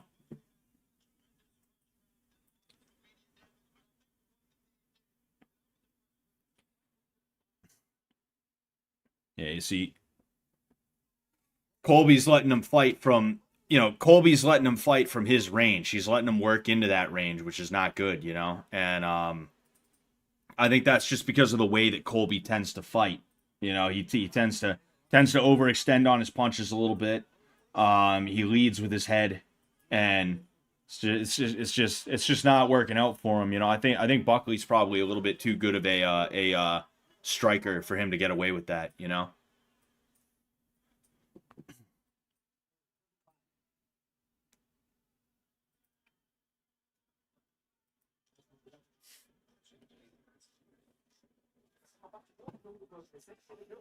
Colby pushing him back to the fence. You see, Colby should push him back to the fence and then shoot in on the fence, you know? He's shooting in for a takedown. He's got what looks like a double leg that he's trying to go for, but Buckley has an underhook in on that, so it's going to be tough for him to hit. He needs... and he got the takedown. All right, so that's good for Colby. It'd be nice to see him kind of use what Habib uses, which he's not going for. Instead, he's kind of he kind of gave up a half guard, but Buckley didn't take it, so now he's over into side control, which is good for him. He's gonna have control time off of this, but I'd like to see him land some punches because I think that's what he really needs right now is to be landing strikes. If he can, I was gonna say if he can start landing some elbows or something like that, dropping elbows on him. You see, Buckley's strong, but like I mean, strength is very important in grappling, like obviously, but skill is equally as important, you know? A lot of people think, oh, skill it does not matter if you are strong, you know? I'm using the Brazilian accent because that's what the Gracies would do, you know? Doesn't matter if you're strong, dude. It's about leverage. And it's like, nah, the greatest creator of strength is leverage. There is no greater way to create strength than to be strong and use your strength, you know? But even outside of that, like to have the skill to be able to create that leverage using your strength is very important. And I don't think Buckley has enough of that to be able to handle it, you know? Like he was able to stand up there, but it was mainly because Colby just kind of let him up, you know? He didn't really like there was a point where Colby was just like, whatever, fucking let's, you know. He's gonna get out, I won't try and fight it too hard. Frankly though, I think he probably should have fought it hard because he could have used this whole round for control time, you know. The more it's on the feet, the more nervous I get for Colby. You know, and I wouldn't be pissed off if Joaquin Buckley won. You know, he's an all right guy to watch, but you know, I would rather see Colby Covington win if I had to pick. It's funny to see Colby Covington in on that takedown. That was a fun little piece right there, you know.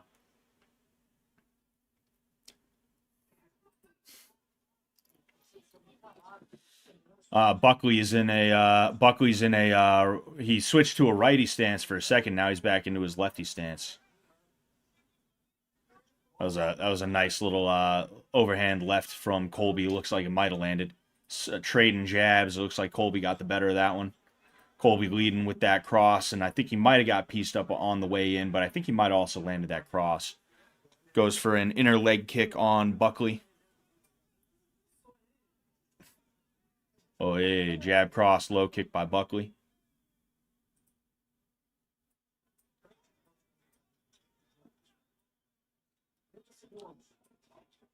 Double jab by Buck. Ooh, that was a nice three-piece by Covington right there. That was nice. The thing is, like, Colby doesn't, like, Colby's strength is in his use of pace, you know, and like he's not known for his power on his strikes and stuff like that, you know. So like even though that was really good, again, I feel like he really needs to be focused on you know, trying to win via the takedown, you know. Like this round, I think it could go either way, and I wouldn't be surprised at all if somebody gave it to Buckley because I mean, you know, fucking he was landing better shots. That control time from Colby was nice, but it's not like it was control time plus damage. It was mostly just control time. So like if he's going to sit here and he's not going to try and go for some kind of finish in the third round, he's absolutely positively going to have to take him down and hold him there for as long as he can, you know. Literally like shoot right out the gate, fucking lay on him for 5 minutes. That's what he's going to have to do, you know. I don't think Colby's known for his submission attempts either.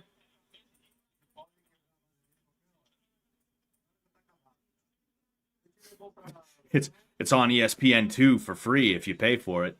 It's free if you pay for it. Colby's a volume puncher, not a power puncher. Yeah, for sure, you know. Nah, Colby got dropped at the end of the first round, but it wasn't from a punch, or it was from a punch, but it wasn't a landed punch. He defended the punch. He caught it here, but he was up on one leg, so he ended up on his ass, you know. That shouldn't be scored as a knockdown. And yeah, Colby knows where his bread is buttered right now. He knows he's going to need that takedown, you know.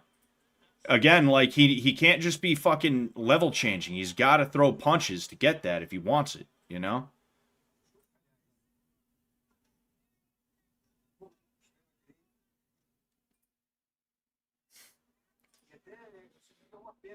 Nice jab from Colby.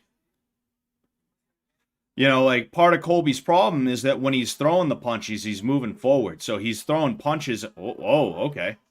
All right, that was interesting. He's throwing punches and he's moving into Buckley's range instead of staying on the outside, keeping his jab and his cross long. He's leading with his head and he's going a lot of the time. He's going cross and then a hook right over the top of it, you know, and it's just not working out. And ooh, Colby looks like he shot in for a takedown, but it just did not work out. And now he's on bottom, which is the last place that he needs to be right now. And Buckley just switched. Ooh. Buckley had a an armbar there if he wanted it. You know, I understand why he probably didn't go for it. He's feeling more comfortable on his feet right now. You know, yeah. Buckley's letting Colby have it right now. You know, even if Colby gets a takedown and he lays on top of him for the rest of the round, I don't think that's going to be enough. You know, I think there's just too much damage going on right now. I think Buckley's got him handled.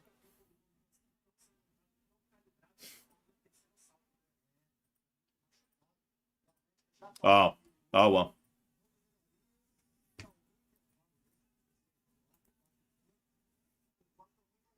Isso já nunca chegar lá, né? Tem uns 3 minutos e 15 no terceiro round pra rolar. Acho que já tem o lance. Tá gostando do Joaquin nessa noite? Demais, demais. And Buckley is inside control again. And now Colby is diving for a leg, and Buckley. Ooh, you see, that's a good idea from Buckley to grab that foot because when he grabs the leg, me personally, I would grab the opposite leg because when you grab the opposite leg, it makes it a little bit easier for you to bowl the person over, which is what Buckley did there. But he didn't have to disengage in the way that he did in order to bowl Colby over like that. If he grabbed the opposite leg instead, he would have been a lot better off. And now Buckley is trying for a back take, but it's not going to work for him. Oh no, he's trying for a triangle, looks like. Yeah, he's got what looks to be an inverted triangle, but the thing is, it's not going to work. He doesn't have the angle that he needs. One thing Colby could do. Oh well, now Colby's on top, and he like if there is going to be anything that he does, it's going to have to be work, work, work, and then fucking work. You know, he can't be sitting there on top of him like he is now, just fucking hanging out. You know. Doctor stoppage coming. Nah, I don't think so. There's 2 minutes left, and the blood work looks worse than it is. You know. You know the blood work looks the blood looks worse than it is.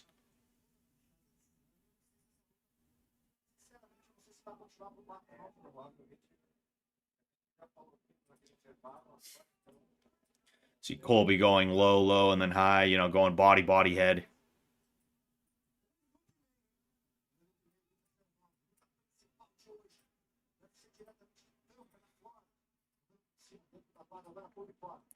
See, I'd like to see like try anything, man. You know, you never see Americanas, you never see Kimuras anymore. You know, try and hit a fucking Americana from the guard. Like it's a white belt move, but you got a minute left in a fight that you're obviously gonna lose if you don't pull something spectacular out of your ass. Like just fucking go for it at this point. You know, that's what I do. Fucking not like me personally, but if I'm like if I'm calling a fight, if I'm coaching a fight and like there's a move that I know somebody doesn't really 100% know yet, but they'll know what I'm talking about when I tell them to go for it. I'll just be like, "Dude, go for it. You're down 13-0, man. This is not gone your way at all. There's 10 seconds left. Just fucking go for it, dude. Go for it." And they'll try it. Because like what's the point? You're going to lose anyway. Who cares, you know? Maybe you win. Maybe you win. There is 18 seconds left in this fight, and they're really about to do a doctor's. They're really about to check. Just wipe the blood off his face and let him go. He's all good, you know? What? Are there, get the female doctor out of here. Get the fucking female doctor out of here. Doctors in MMA and kickboxing and combat sports are the worst because they don't actually do the job that they're supposed to do. You know, a lot of them get these fucking a lot of them get these fucking egos about themselves where they're like, "Hey, I'm the doctor. I know what's best." you know? And because of that, we get dumbass rules like no 12-6 elbows, right? Um, look, they wipe the blood off and he's fine. It's not even bleeding anymore. It coagulated in the amount of time that it took him to go from fucking the beginning of round five, what the fuck, of round 3 to the end of round 3. It's like, it's all good, you know?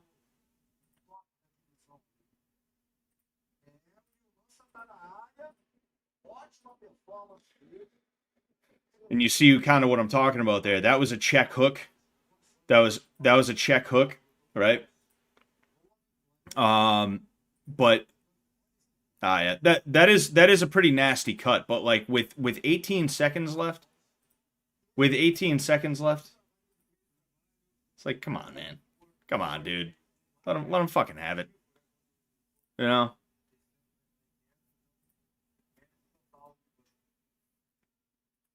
That's just dumb, bro. But oh man, yeah. I mean, that wasn't a bad fight, you know. That wasn't a bad fight. Yeah, but anyway, I'll show you guys what you can tell she's a B. Yeah, like MMA doctors, they feign like they know what's best when they don't. And they sit here and they're always like doing stupid shit like that, where it's like, yeah, that is a pretty nasty cut, but there's 18 seconds left in the fight. Just let him go, man. You know, if he can see fine, if the cut's not bleeding, just let him go. Who cares, you know? But anyway, oh, hold on one sec. I have to redo something here. Damn.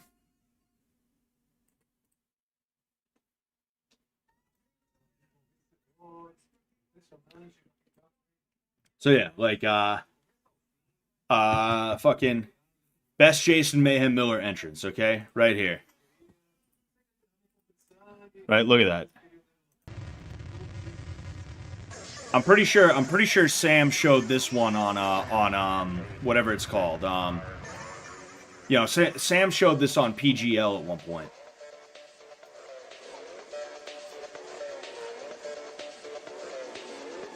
Like, look at that. How hard is it to build a set of stairs like that and have a fucking projector or like a thing right there?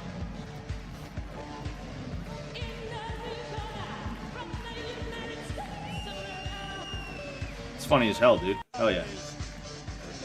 For the 28-year-old crazy monkey, coming off a win in April via rear naked choke at the Kingdom MMA promotion.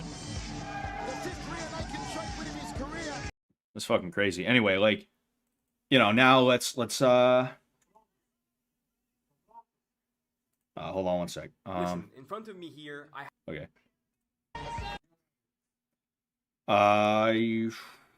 Vanderlei Silva entrance, all right. He's walking out to Darude Sandstorm.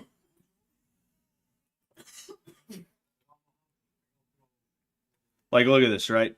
I don't know if this is pride. But that's a pretty sick fucking entrance, is it not? Yeah, this is pride. Because pride does that type of shit where it's like, okay, you will stand on platform, you know? You'll stand on the platform and we'll raise you up.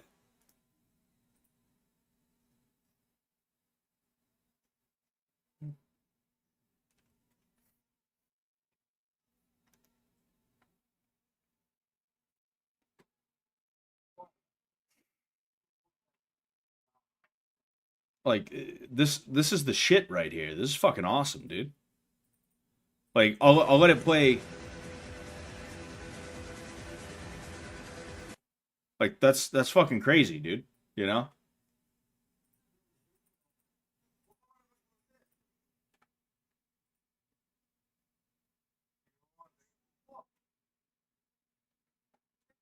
All right.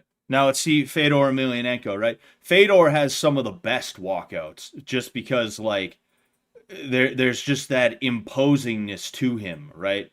There's that imposingness to him.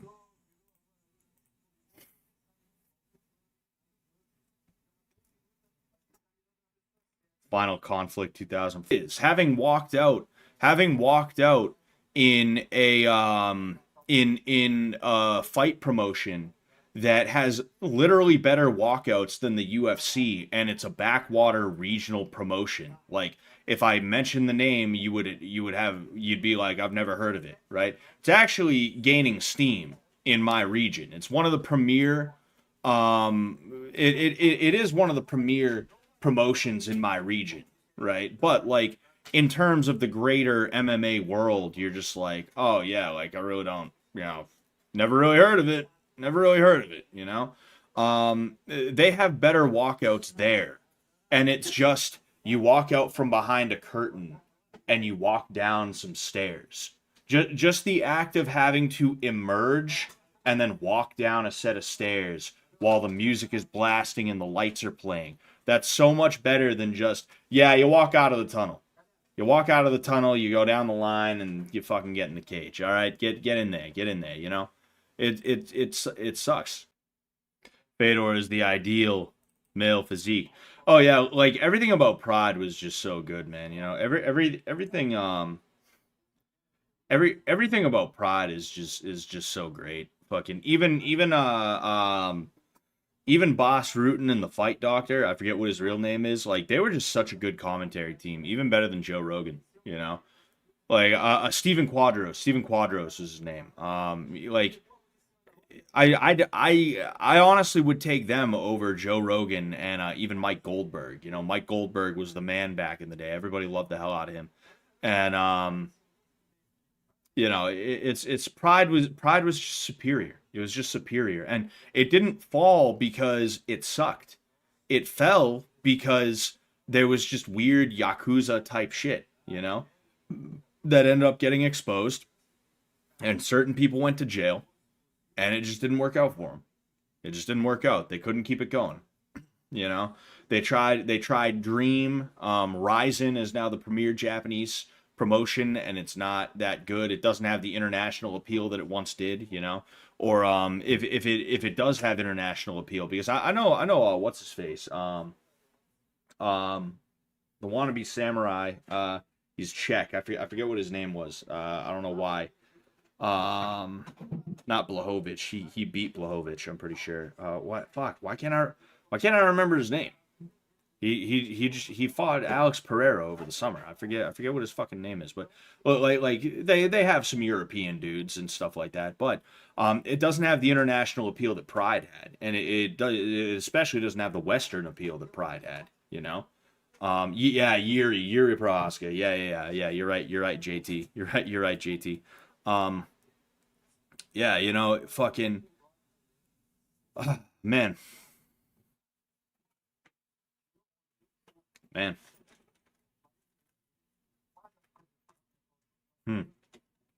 What could have been? If MMA in the West went more in the direction of, say, like Pride, and it was at one point. It had to compete with Pride, and because of that, they had to put on exciting fights with exciting guys. Pride was the WCW to the UFC's WWE, or vice versa. And they needed that competition in order to make it good. And now the UFC, to call it a monopoly is like a little bit weird, but like that's what some people are calling it, is a de facto monopoly. And it's because everywhere else other than the UFC is just not that good. You got PFL, you got Bellator, which Bellator is going to be sunsetted. It literally, like, they're getting ready to get rid of Bellator. And it's just, yeah.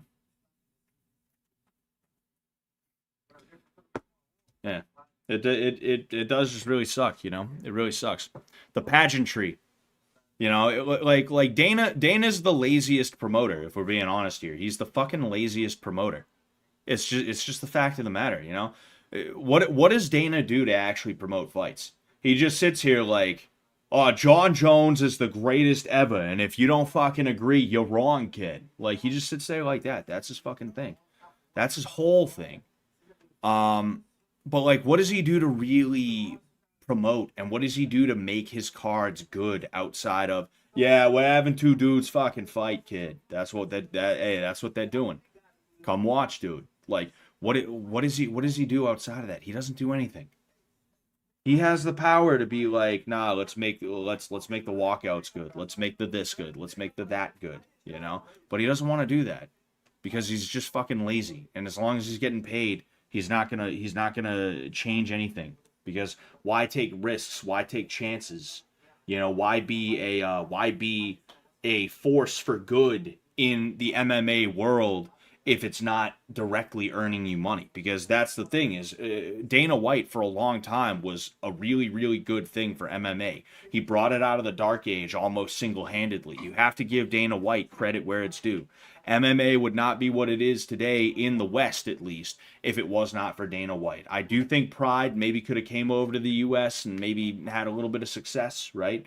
Or maybe something in Europe might have started. I don't know. Who knows, right? But like, even without that, like Dana brought the UFC out of the dark ages where it was just not viable financially, and now it's financially viable. But there's so many dumbass things that he's done. He's taken the soul out of it. He allowed people to buy the soul of the UFC and then throw it in the trash. And now they wear these ugly ass fight fucking shorts that suck. They have no soul. Even if the soul was just advertisers and shit like that, it's still like nice to see that that it's not polished completely and totally, that it's not polished to the point where there's no soul. There's no soul anymore, you know? It's just so dumb, man. It's just so dumb, you know? Dana was a good promoter up until like 2016. Oh yeah, and now he's a bad promoter, you know? Now he's a bad promoter. He's not only a bad promoter, but he's also bad for the sport of MMA. And one of the best things he could do, if he's not going to change it up, is to just fucking step back and be like, yo, who's a young kid who's going to fucking who's a young redheaded kid from Massachusetts who's got the energy for this? No, I'm you know, obviously that's a joke, but you know, like who's somebody who has who's somebody who has the energy and the balls to take this to a place where it hasn't been for years, or who knows, maybe even to a new place. Maybe even to a new place, you know? You've never heard Dana White talk about good fights. Excuse me. And what I mean by that is, you never hear him talk about, yeah, I want to put on good fights. All he ever talks about is money, right? He talked about, I think, Bellator at one point, or maybe it was M1 Global, and he called it a money burning business. He said, oh yeah, he wants me to go halves on his money burning business, right? And that right there should tell you everything, because he's not concerned with putting on good fights. He's not concerned with having like shit that people are going to want to see. His main concern is it going to make me a ton of money? And if it doesn't make me a ton of money, I don't care. I don't want it. It doesn't matter what it could do for me in terms of the brand, the reputation, and things like that. No. If it doesn't make me money, I don't want to do it. You know? And it's just no good. You know, the UFC sucks now. I didn't have that good of a time watching this. The only reason I streamed this is because I was just going to be watching it anyway, and it's like, whatever, fuck it, who cares? But like, I didn't have that good of a time watching it as to where I'm like, I'm glad I streamed this. I'm glad I streamed this. I just didn't, you know? And Dana wonders why people fucking pirate shit all the time.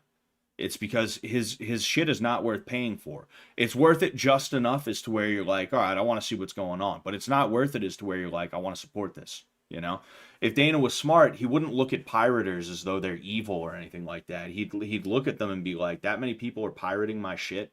They don't feel that it's worth it to pay for my shit. I must be doing something wrong here. You know?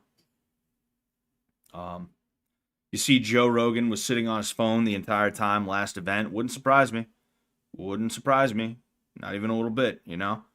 It was Conor that blew up the UFC for the next generation. Now they keep trying to force a new McGregor clone instead of letting a new star shine. Exactly, you know? Dana literally gets angry if you try and have an unapproved personality.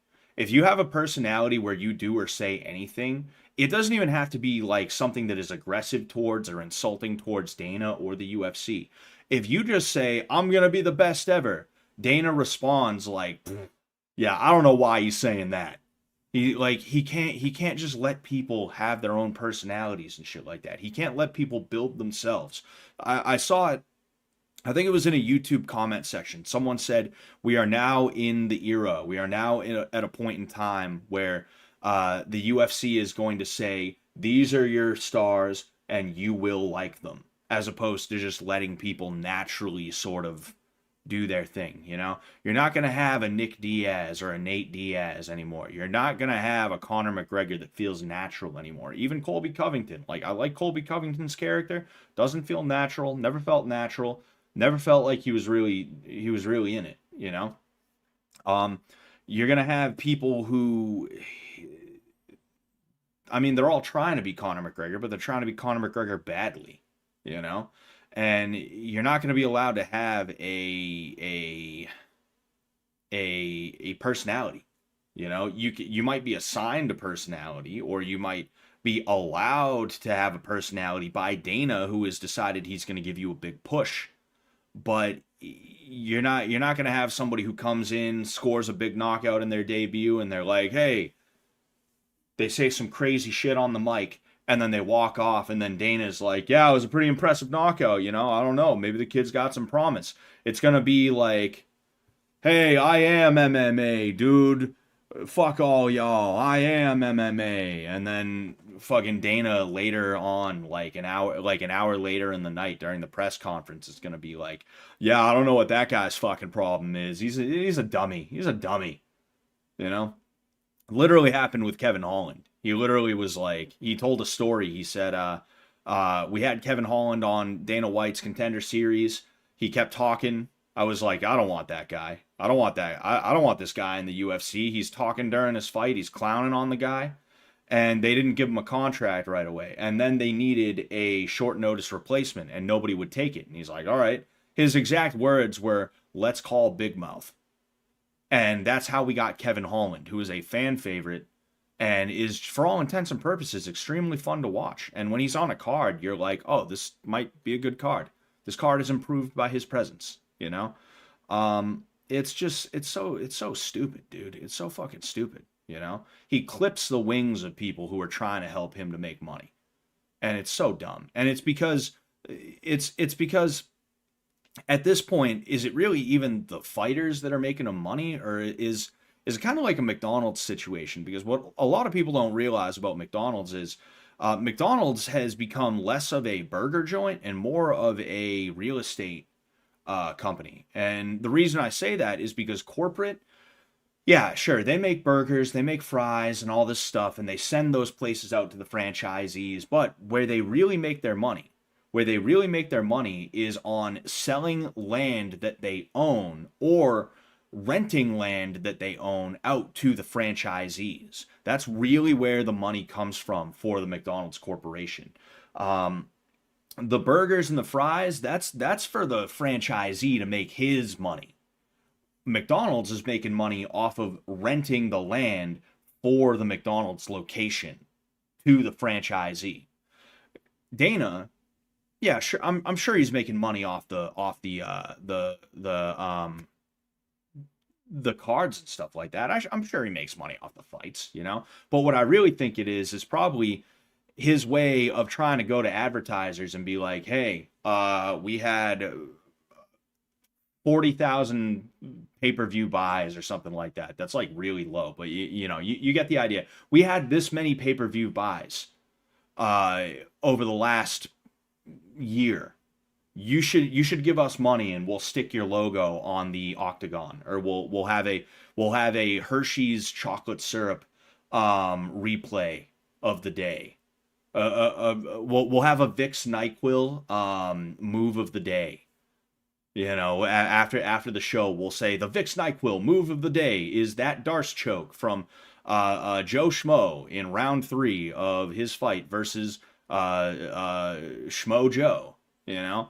Fucking, like, I have a feeling there's probably some piece of it that is that, where Dana's just like, yeah, the fights are really secondary when it comes to being a moneymaker. What I'm really doing is trying to get investment and, brand deals and sponsorships and other shit like that, you know? It wouldn't surprise me if that's, like, part of why everything is the way that it is, and he just doesn't give a shit about the fights or the fighters, you know?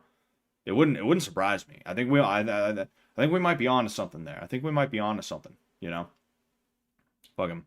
Holloway is still young, but he has gone through too many wars like Dan Hooker. The CTE is already starting to show. Beats the hell out of me. Beats the hell out of me, sir. You know? Islam is just a knockoff Habib. Actually, I give Islam more credit than I give Habib because, for one thing, he seems like he's an alright guy. He seems like he's probably a cool dude. But then, in addition to that, he can actually strike. You know, Islam's striking is not terrible. So I give Islam a lot more credit than I give someone like Habib, you know? Oh, excuse me. It's because they wouldn't let Dana fuck him in the ass. Yeah. Anyway, I should get out of here. All right. I should get out of here. All right. I'll catch you guys later. Thank you very much for popping in. And I will be streaming tomorrow at 5 p.m. It'll be some Oblivion. Elder Scrolls Oblivion. Okay? I will catch you guys later. Peace out.